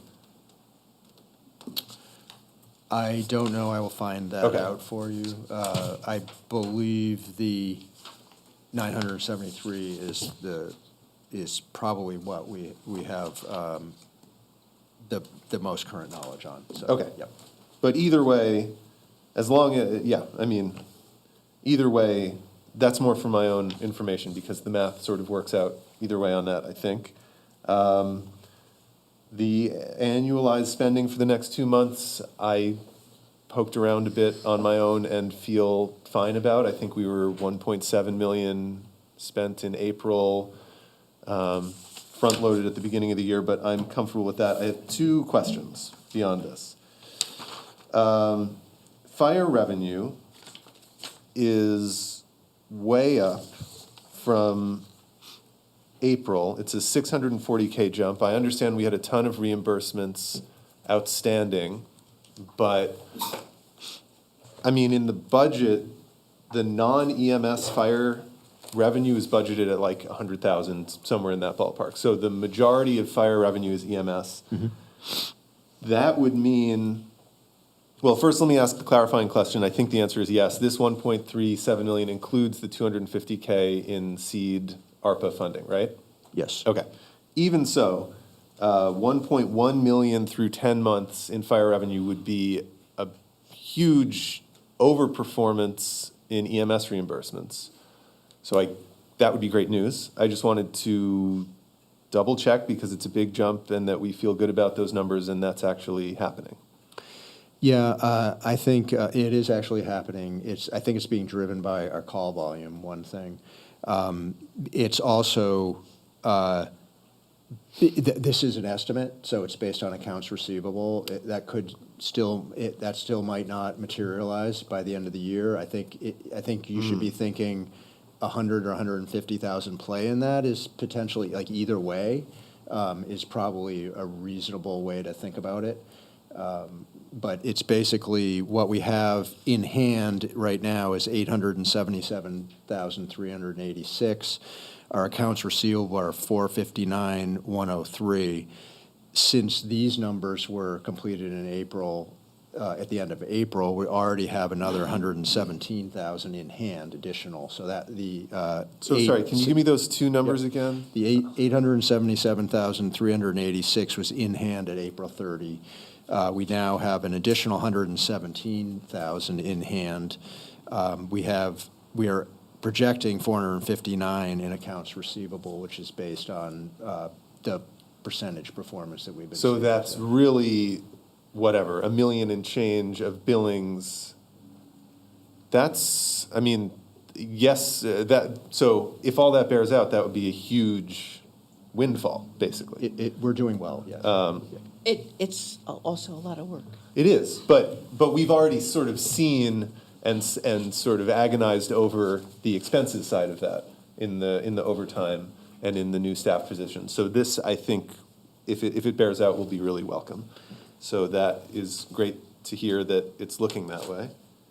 Yes, and one thing that I wanted to just pivot on that for a second is to say that in my comments at the start, I neglected to mention that it is also EMS week this week, and the job that our crews have been doing has been outstanding. I mean, they are responding to 14, 15 calls in a shift. It's an extraordinary amount of work that they've been putting into this, and I'm really so grateful to the EMTs, the number that have gotten AEMT status now, and the number who are trying to get to become paramedics, and those that have already become paramedics.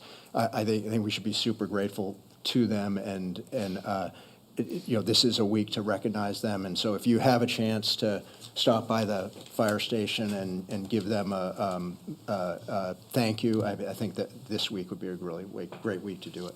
That's a great addition, yeah, thank you. And I think it probably doesn't quite go without saying, so I'll say it, but I think most of the agonizing over the EMS program, certainly 100% of it from me has nothing to do with, I have nothing but gratitude for their performance and the work they do, and I saw them in action on my police ride-along and still need to schedule my EMS ride-along. It's just been, is this going to work out the way we hoped financially, and are we going to be able to support it? So my other question is... Can I just interrupt? Sure.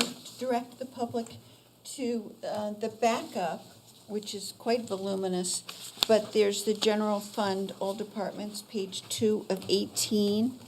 The EMS reimbursement there is a line that I think caught your attention, or similar to the question that you've been asking. I just want to tell people that's where it is. That's where this 837,127 is, and then the projected actual of 1,336,488.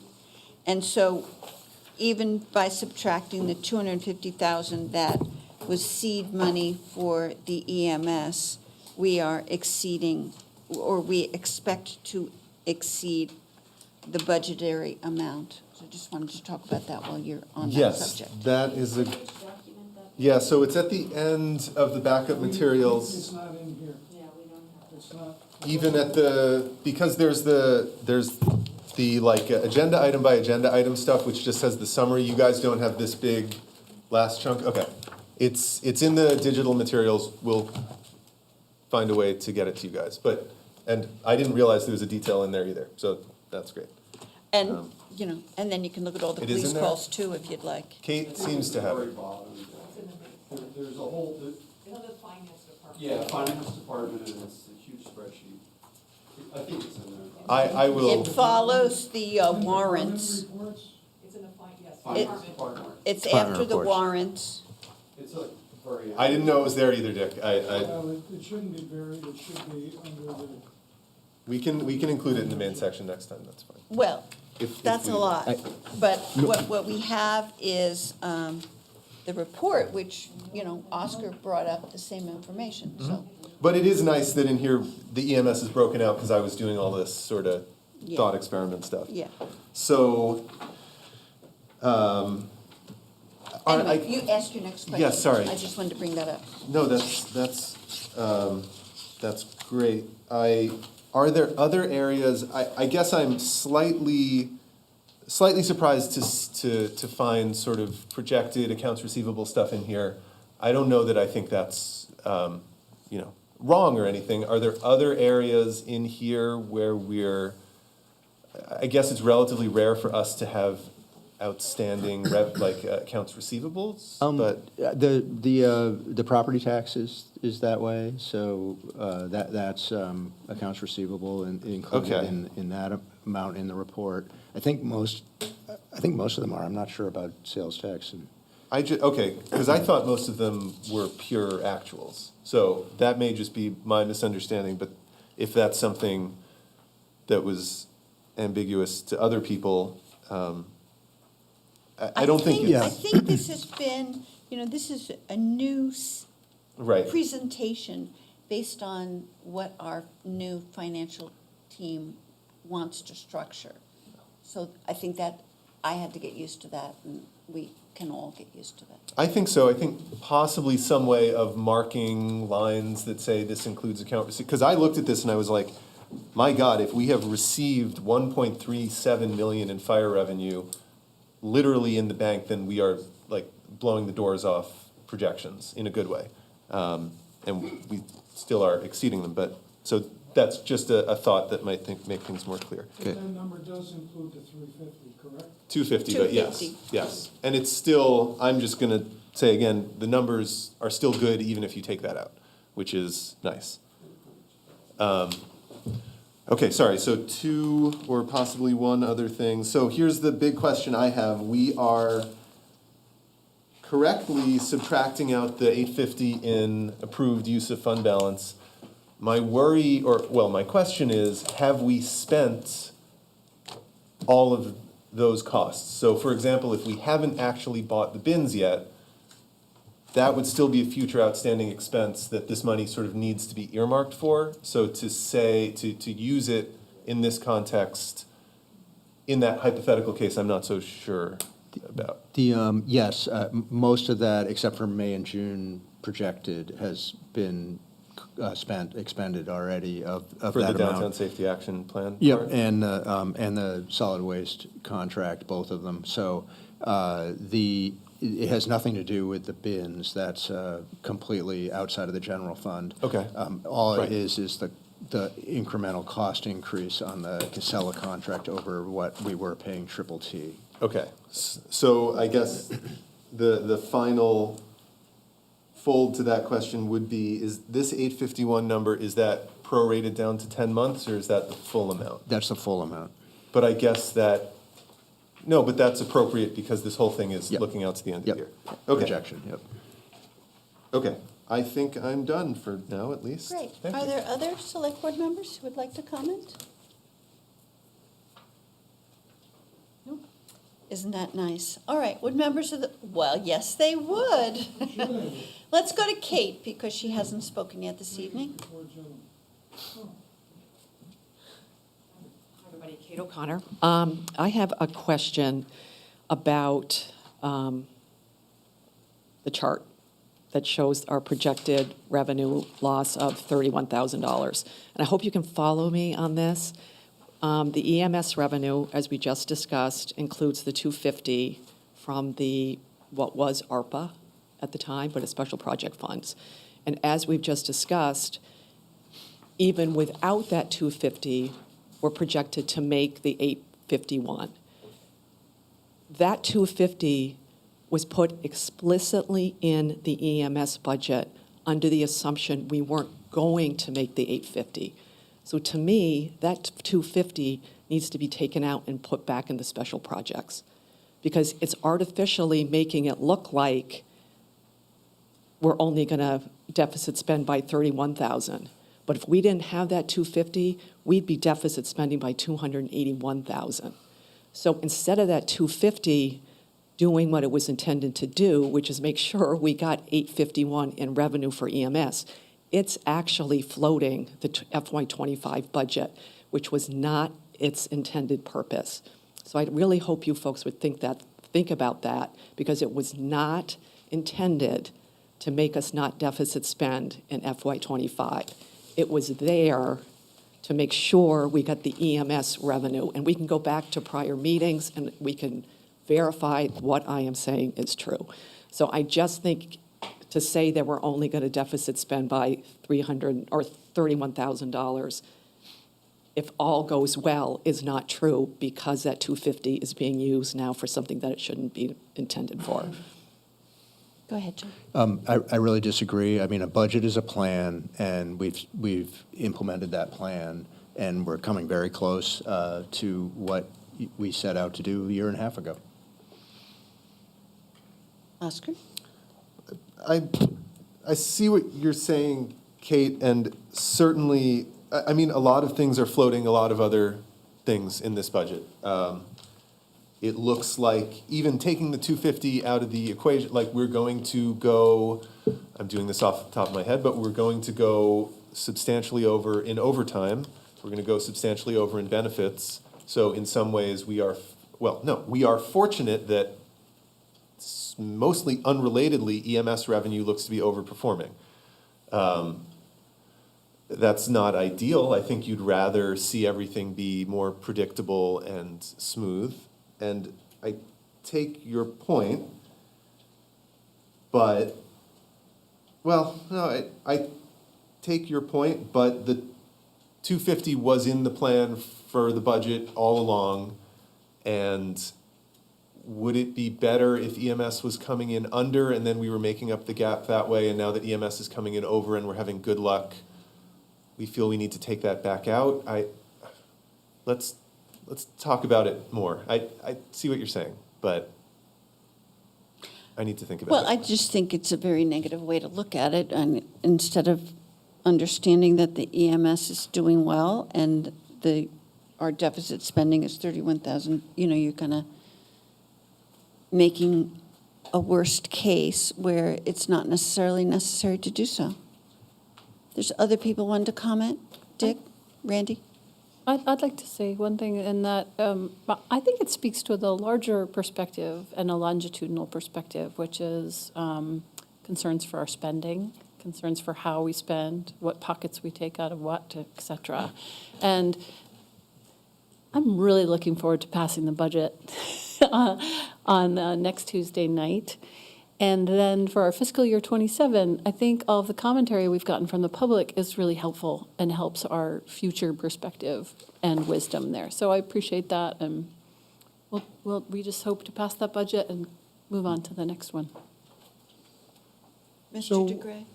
It sounds like everybody's giddy over the EMS funds coming in, or what's been billed, but how much bad debt do we have? How much are we not going to collect and have to write off?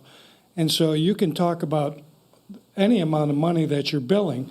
It's what you put in your pocket after you send the bill.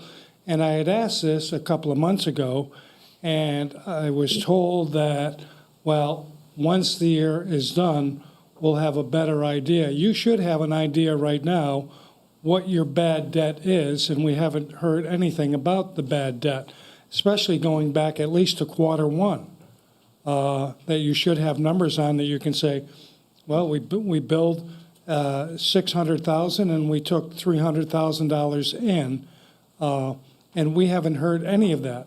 So I'm not all excited about everybody saying, well, this funding looks like this until we find out what the bad debt is. Again, it looks like, to me, given the overage of the overtime in the fire department and the overtime in the police department, Public Works looks like it's going to bail us out again this year, which is putting a heavy burden on one department, and I'm concerned about that. So if you could talk a little bit about the potential or bad debt numbers, that you should have some idea where we are, and even with the bad debt, if we are going to hit the numbers that you're talking about, that would be great, but I don't think that's going to happen. We'll talk about that when the fire department comes next to speak about their program. And when will that be, John? They'll do a quarterly update in the end of next quarter, so. After There you that. go.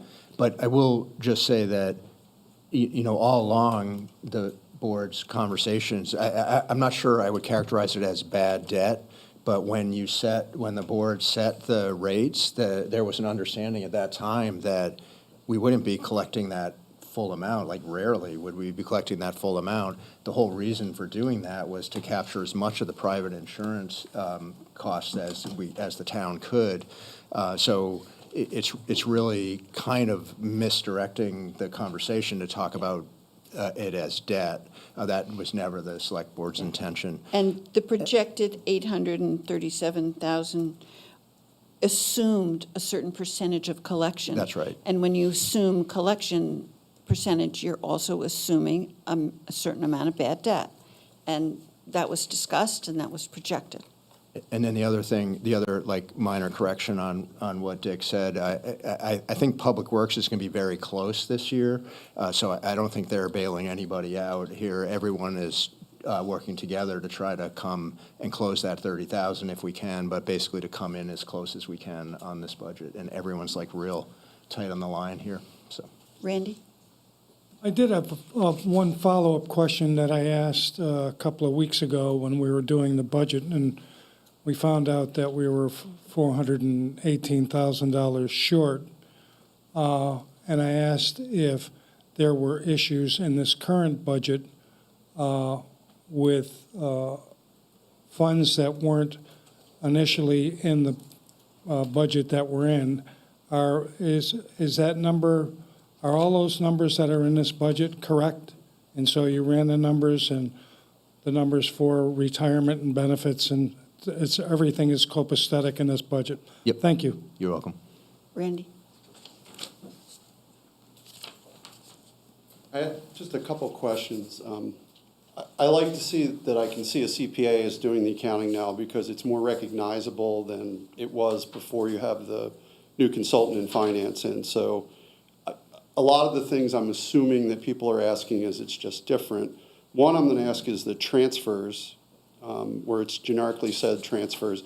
And I'm assuming that finance is now transferring stuff between accounts or recognizing things in a different way, that's what that probably is. Another question is, so congratulations on EMS, but a little bit different way than Dick talked about it. So increased calls, overtime is still in work. 3 new firemen are going to take some time to bring on board and get trained and everything. So we're still going to have the overtime issue. And then if there are increased calls, so I guess when the fire chief comes in next, if there was some way to chart this picture for the public from some point in the past to where we are at that point, to try and show, hey, we're getting our arms around this, would be my suggestion, and to show it as granularly as we can. Because otherwise, you know, one number's higher, another number's higher, and where are we really at? And when we're only 10 months into it, what do we know? The last part with the debt, like how Dick put it, so I know we have our 2 rates, depending if it's Medicare, Medicaid, or major insurance, $1,400. If we collect co-pays, we bill for 270 days. If there's the difference, the donut hole, whatever you want to call it. And I guess, Dick, were you looking at what is that number? Yeah. So that may be nice just to know. And with the idea, like Liz said, that we're not expecting to get. But at least if we know what it is and then we have a history of, here's what we can expect based on what we actually got. And that's all I have. Thank you, Randy. So when the fire department comes and gives their quarterly update, we'll make sure that they bring the assumptions of the model and the assumptions of what the payments would be and what the non-payments would be, because that was thoroughly discussed when we made our decision and the rollout thus far. So that's a known estimated number that we're using to this day. Can I add one more request to that, which I think would be pretty small? Not just the estimated number, but sort of the actual number to date of Of how course. repayments have been going. Of course, yes, and I think that we've heard testimony about that, and we will continue to, and then we will compare it to the earlier assumptions. Yes, Randy? aging report, since we are mentioning about accounts receivable now? We'll have to consider that. I meant across town, like not just EMAS, but do we use an aging report? Or do we use that across our county? No, not that I'm aware of, so, yep. For anyone listening, Randy was asking if we use an aging report in town accounting, just because you weren't at the mic. Oh, I'm sorry. Yeah, no. Well, we should have a number of people that thank you. We should have a number of people that we are treating without insurance. I'm sure we do, and that's what I was just asking to have at the next quarterly thing, and it sounds like. Yeah, it may just be we'll have to figure out how to put all that type of information And, together. you know, there's a Who would do certain, it? there's a certain level of finesse in that we are asking people to pay. And the debt is not written off until a certain time frame. So we don't want to assume a write-off that is not yet on the books. Someone may pay. But the point is well taken. We don't want to be overestimating based on what we think we have coming in. I think that point's well taken. Heidi, did you have a comment?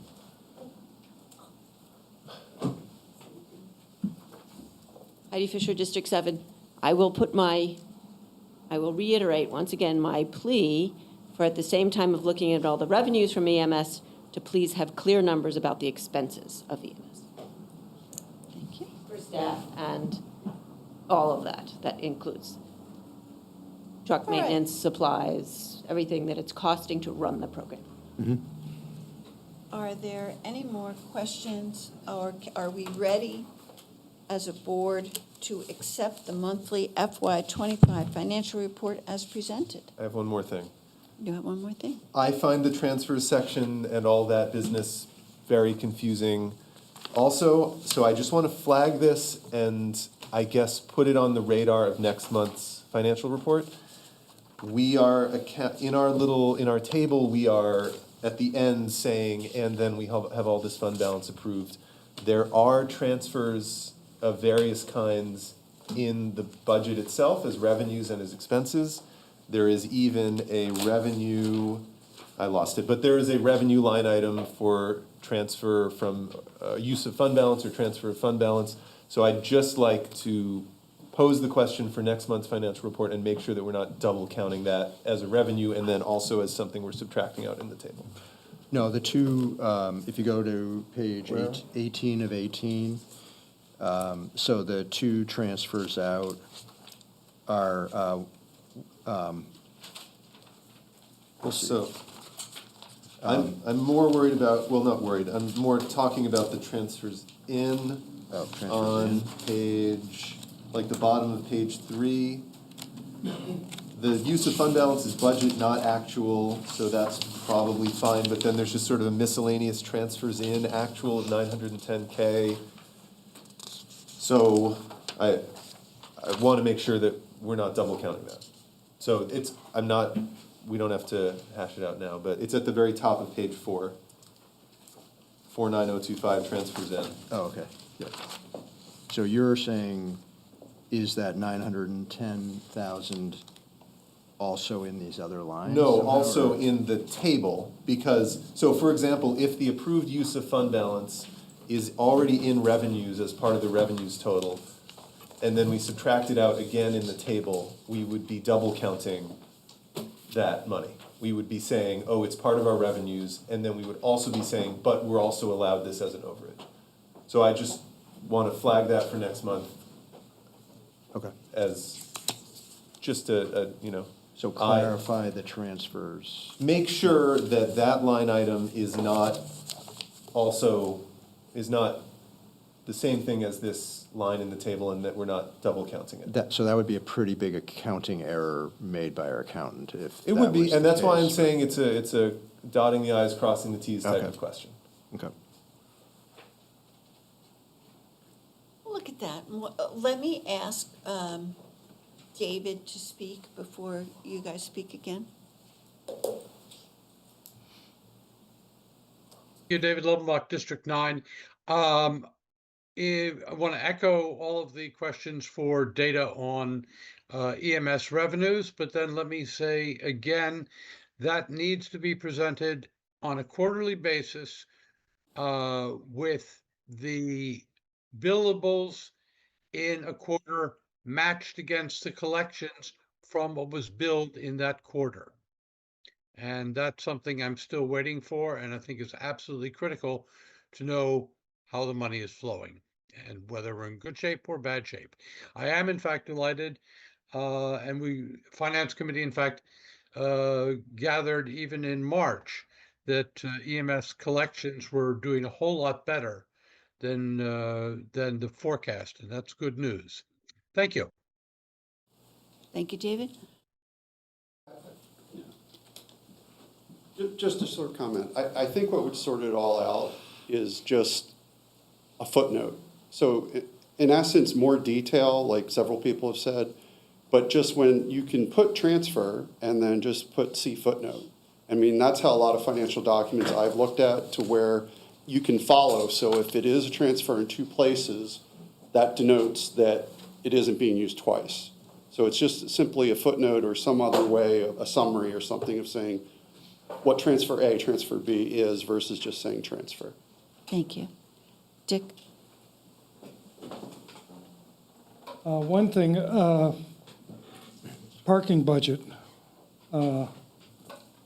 which is page 1 of 2. I don't know what number it is because I just grabbed Amanda's. I couldn't get it on my tablet. It's basically all the way at the end past the warrants. I have it.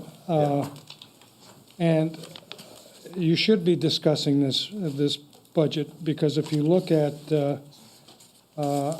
your under budget and revenue, looks like $359,602.67. And that is a substantial number. And in the conversation 2 weeks ago, when you were talking about parking adjustments and eliminating Sunday parking and adding 2 hours, taking away $43,000 of revenue a year versus an unknown number, that really concerns me. This parking budget is really in sad shape. It's not generating any revenue from the transportation center, and it'll be interesting to see what the general fund will be paying the parking fund for rental on that space, given what condition this parking fund is in. And I'm not sure if the board is concerned about the parking fund as it should be. We just had a great report on an enterprise fund, water and sewer, which was very telling about the enterprise fund and how it works. And we should be applying the same logic to this parking fund because it's within a couple of years, it's going to be falling on the taxpayers' shoulders because we're the undersigners of the parking fund. So if anybody wants to talk about that, that would be great at this point. Well, I'm sure the board is all very concerned about the parking fund and has been for years. Are there, yes, Isaac? Yeah, did you want my to understanding from thank you for raising this concern, and I share concern about revenue generation from parking and want to make sure that we're able to make a profit from this. But my understanding from the presentation that was done, I believe it was at our last meeting, was that a significant part of these expenses was the startup costs in terms of getting this, transitioning to this new system, and then we're not going to be seeing an expense of, $846,000 ongoing. Is that correct? John? No, not entirely, Isaac. So the plan was with the Sunday parking and was that we would pull out a deficit after next year, I believe. I'm kind of just from memory. So that will have to be relooked at again when you consider the parking budget for FY '26 in a couple weeks. And we'll break it out there, like kind of how the revenues are versus like the ongoing costs, not anything that went into the transition. Most of that transition was paid for by a grant. I think there might have been a small match or something like that. But so it's really, this is primarily operating costs, and it's just that we were planned a deficit in that last budget in FY '25. Thank you. Then I look forward to that conversation. Yep. Oscar? I would just say that the only reason I'm not bringing it up now is because I feel like we were all already pre-concerned about it from last meeting, and we're going to look at new rates. And so I definitely am concerned. This just maintains my level of concern where it was from last meeting. I do think the specific point of do we want to be cutting Sunday parking at a time when we're running at a deficit? That's a good question. Should we be aiming for a revenue target that's a little higher because, we've been spending out of our reserves in this fund for a little while? Maybe. Yeah, I think that's something we can talk about when we get to the budget. But and then my only other question, this is something I think I raised in passing a little while ago, but would be helpful for me to know. I do know that the plan was to run this year at a revenue deficit. It would be helpful to know what the deficit number we planned for was and sort of where we are versus the deficit we were hoping to be at. I So don't maybe know. that's something for next meeting. And we I can don't talk know. about that when we talk about the parking again. Okay? Are we ready to accept the FY '25 monthly budget report as presented? Somebody make a, Go right ahead, Pete. all right, why don't I make the motion then? To accept the FY '25 monthly budget report as presented. Great. Are we ready? Pete has made a motion to accept the FY '25 monthly budget report as presented. All select board members in favor of that motion, please raise your hand and say aye. Aye. And there we are, 5-0. Now, we have the last item, which is representative town meeting motions. John, do you want to walk us through that? Sure. As you know, you've warned a special representative town meeting for May 27th. At that meeting, the town moderator will call on the select board to make motions regarding the articles in the warning, as well as 2 preliminary motions. And so this item before you tonight is just to run that language by you and also to hopefully determine who would make the various motions that night so that we can inform the moderator of it ahead of the meeting. Is there anyone who has comments about the wording of the motions on the select board?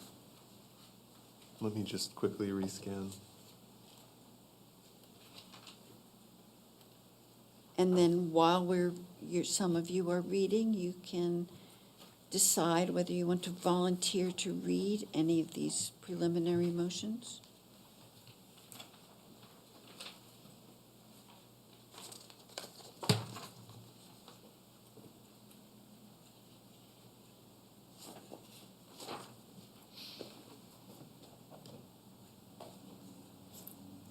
Well, I have no opinion, but I'm happy to read or not read any of the motions. Great. I hope that's helpful. I get the big one. Does someone want to read motion number 1? Sure. Great, I'll write your name down there. And preliminary motion number 2? I'll read that. Okay. And is there any more discussion on that? And would someone like to read this motion that we have to accept the motions? Kind of redundant, but there it is. I got it. I will motion to accept the motions for the May 27th, 2025 special representative town meeting as presented and assign them as discussed. Okay, are we good? all in favor of that? Yes, please. Thank you, Madam Chairwoman. Speaking about the articles that you're going to read, what is the board's position if people try to add money to the budget for anything specific, but example, assistant town manager and/or filling the other half position of the climate coordinator? Is the board going to take a stance and say, we oppose that? That would be Dick- great if you did. It's not germane to this topic. Sure it is. We'll leave it to the moderator to determine. It's germane, it's a question to the board right now because you're discussing the article, and why wouldn't it be germane? All I'm asking is for an answer of what the board's position is if people try to add funds to the budget. And You get and to have an opinion. It's up to the moderator. No, it is not. It's up to you as the board. I think we actually already discussed this at a prior meeting. Did we not, when we had the conversation about those positions? I think we had a discussion about it and said if someone wants to bring this for discussion at representative town meeting and they want to increase the amount, then they can discuss that. I think what Dick is asking is how we feel about it. Yeah, which I agree isn't germane to this, which is just to accept these motions. I think in general, we'll do what boards have always done, which is that if, unless it's something egregious, if RTM makes an amendment with a recommendation, by default, we would try to honor that. I think that's what boards have done. I'm personally thinking that I will probably say that this budget is the best I could do, and if RTM wants to change it, I'll abstain from any amendments they make, but I haven't really thought it through. But Well, I think we're, if you're asking my opinion about the budget, I voted for it, I support it. I'm not interested in changing the work that we did. However, and I assume with a 5-0 vote that the rest of the board supports the budget that we are presenting to RTM. What RTM chooses to do with that, and, we'll get a budget. And as you say, RTM does not have line item veto on our budget. So if they give us a number, it's up to us to deal with it. And that's the legality of the situation. Are we ready to vote? Have we I made a voted? motion, didn't I? You did. I was ready right after I Anyone read else the have any motion. comments? All right. I smiled when Peter made the motion because he makes the motion so well. That like radio voice, I was captivated. That's why you saw me smiling. Jeez, I didn't expect it to go there. It was a great motion. Okay, let's get our radio voices on. All right. And I got you. all select board members in favor of accepting the motions for the May 27, 2025 special representative town meeting as presented and assign them as discussed. Please raise your hand and say aye. Aye. All right, 5-0. Thank you all. There's one more motion. We could have a radio voice or someone Radio else. Isaac, I move that we adjourn this meeting. great. All select board members in favor of adjournment, think you please could raise have your a hand and radio say show. aye. Aye. Aye. Aye. Aye. There's another President Sarah was 5-0. good. Tell Jessica I tried my best. I think you still do. get it done. We really have it. Doesn't feel that way. When we do our podcast together, the five of us. Why not? In 20 Yeah, years. it's just the way that things have to be done now. So I'm leaving this. Reminded me, somebody just sent me a, to underwrite BEW shop. Well, I think. Hey, I think, do we leave our binders again, John? Sure, that, if you want, yeah. I'm bringing mine tomorrow.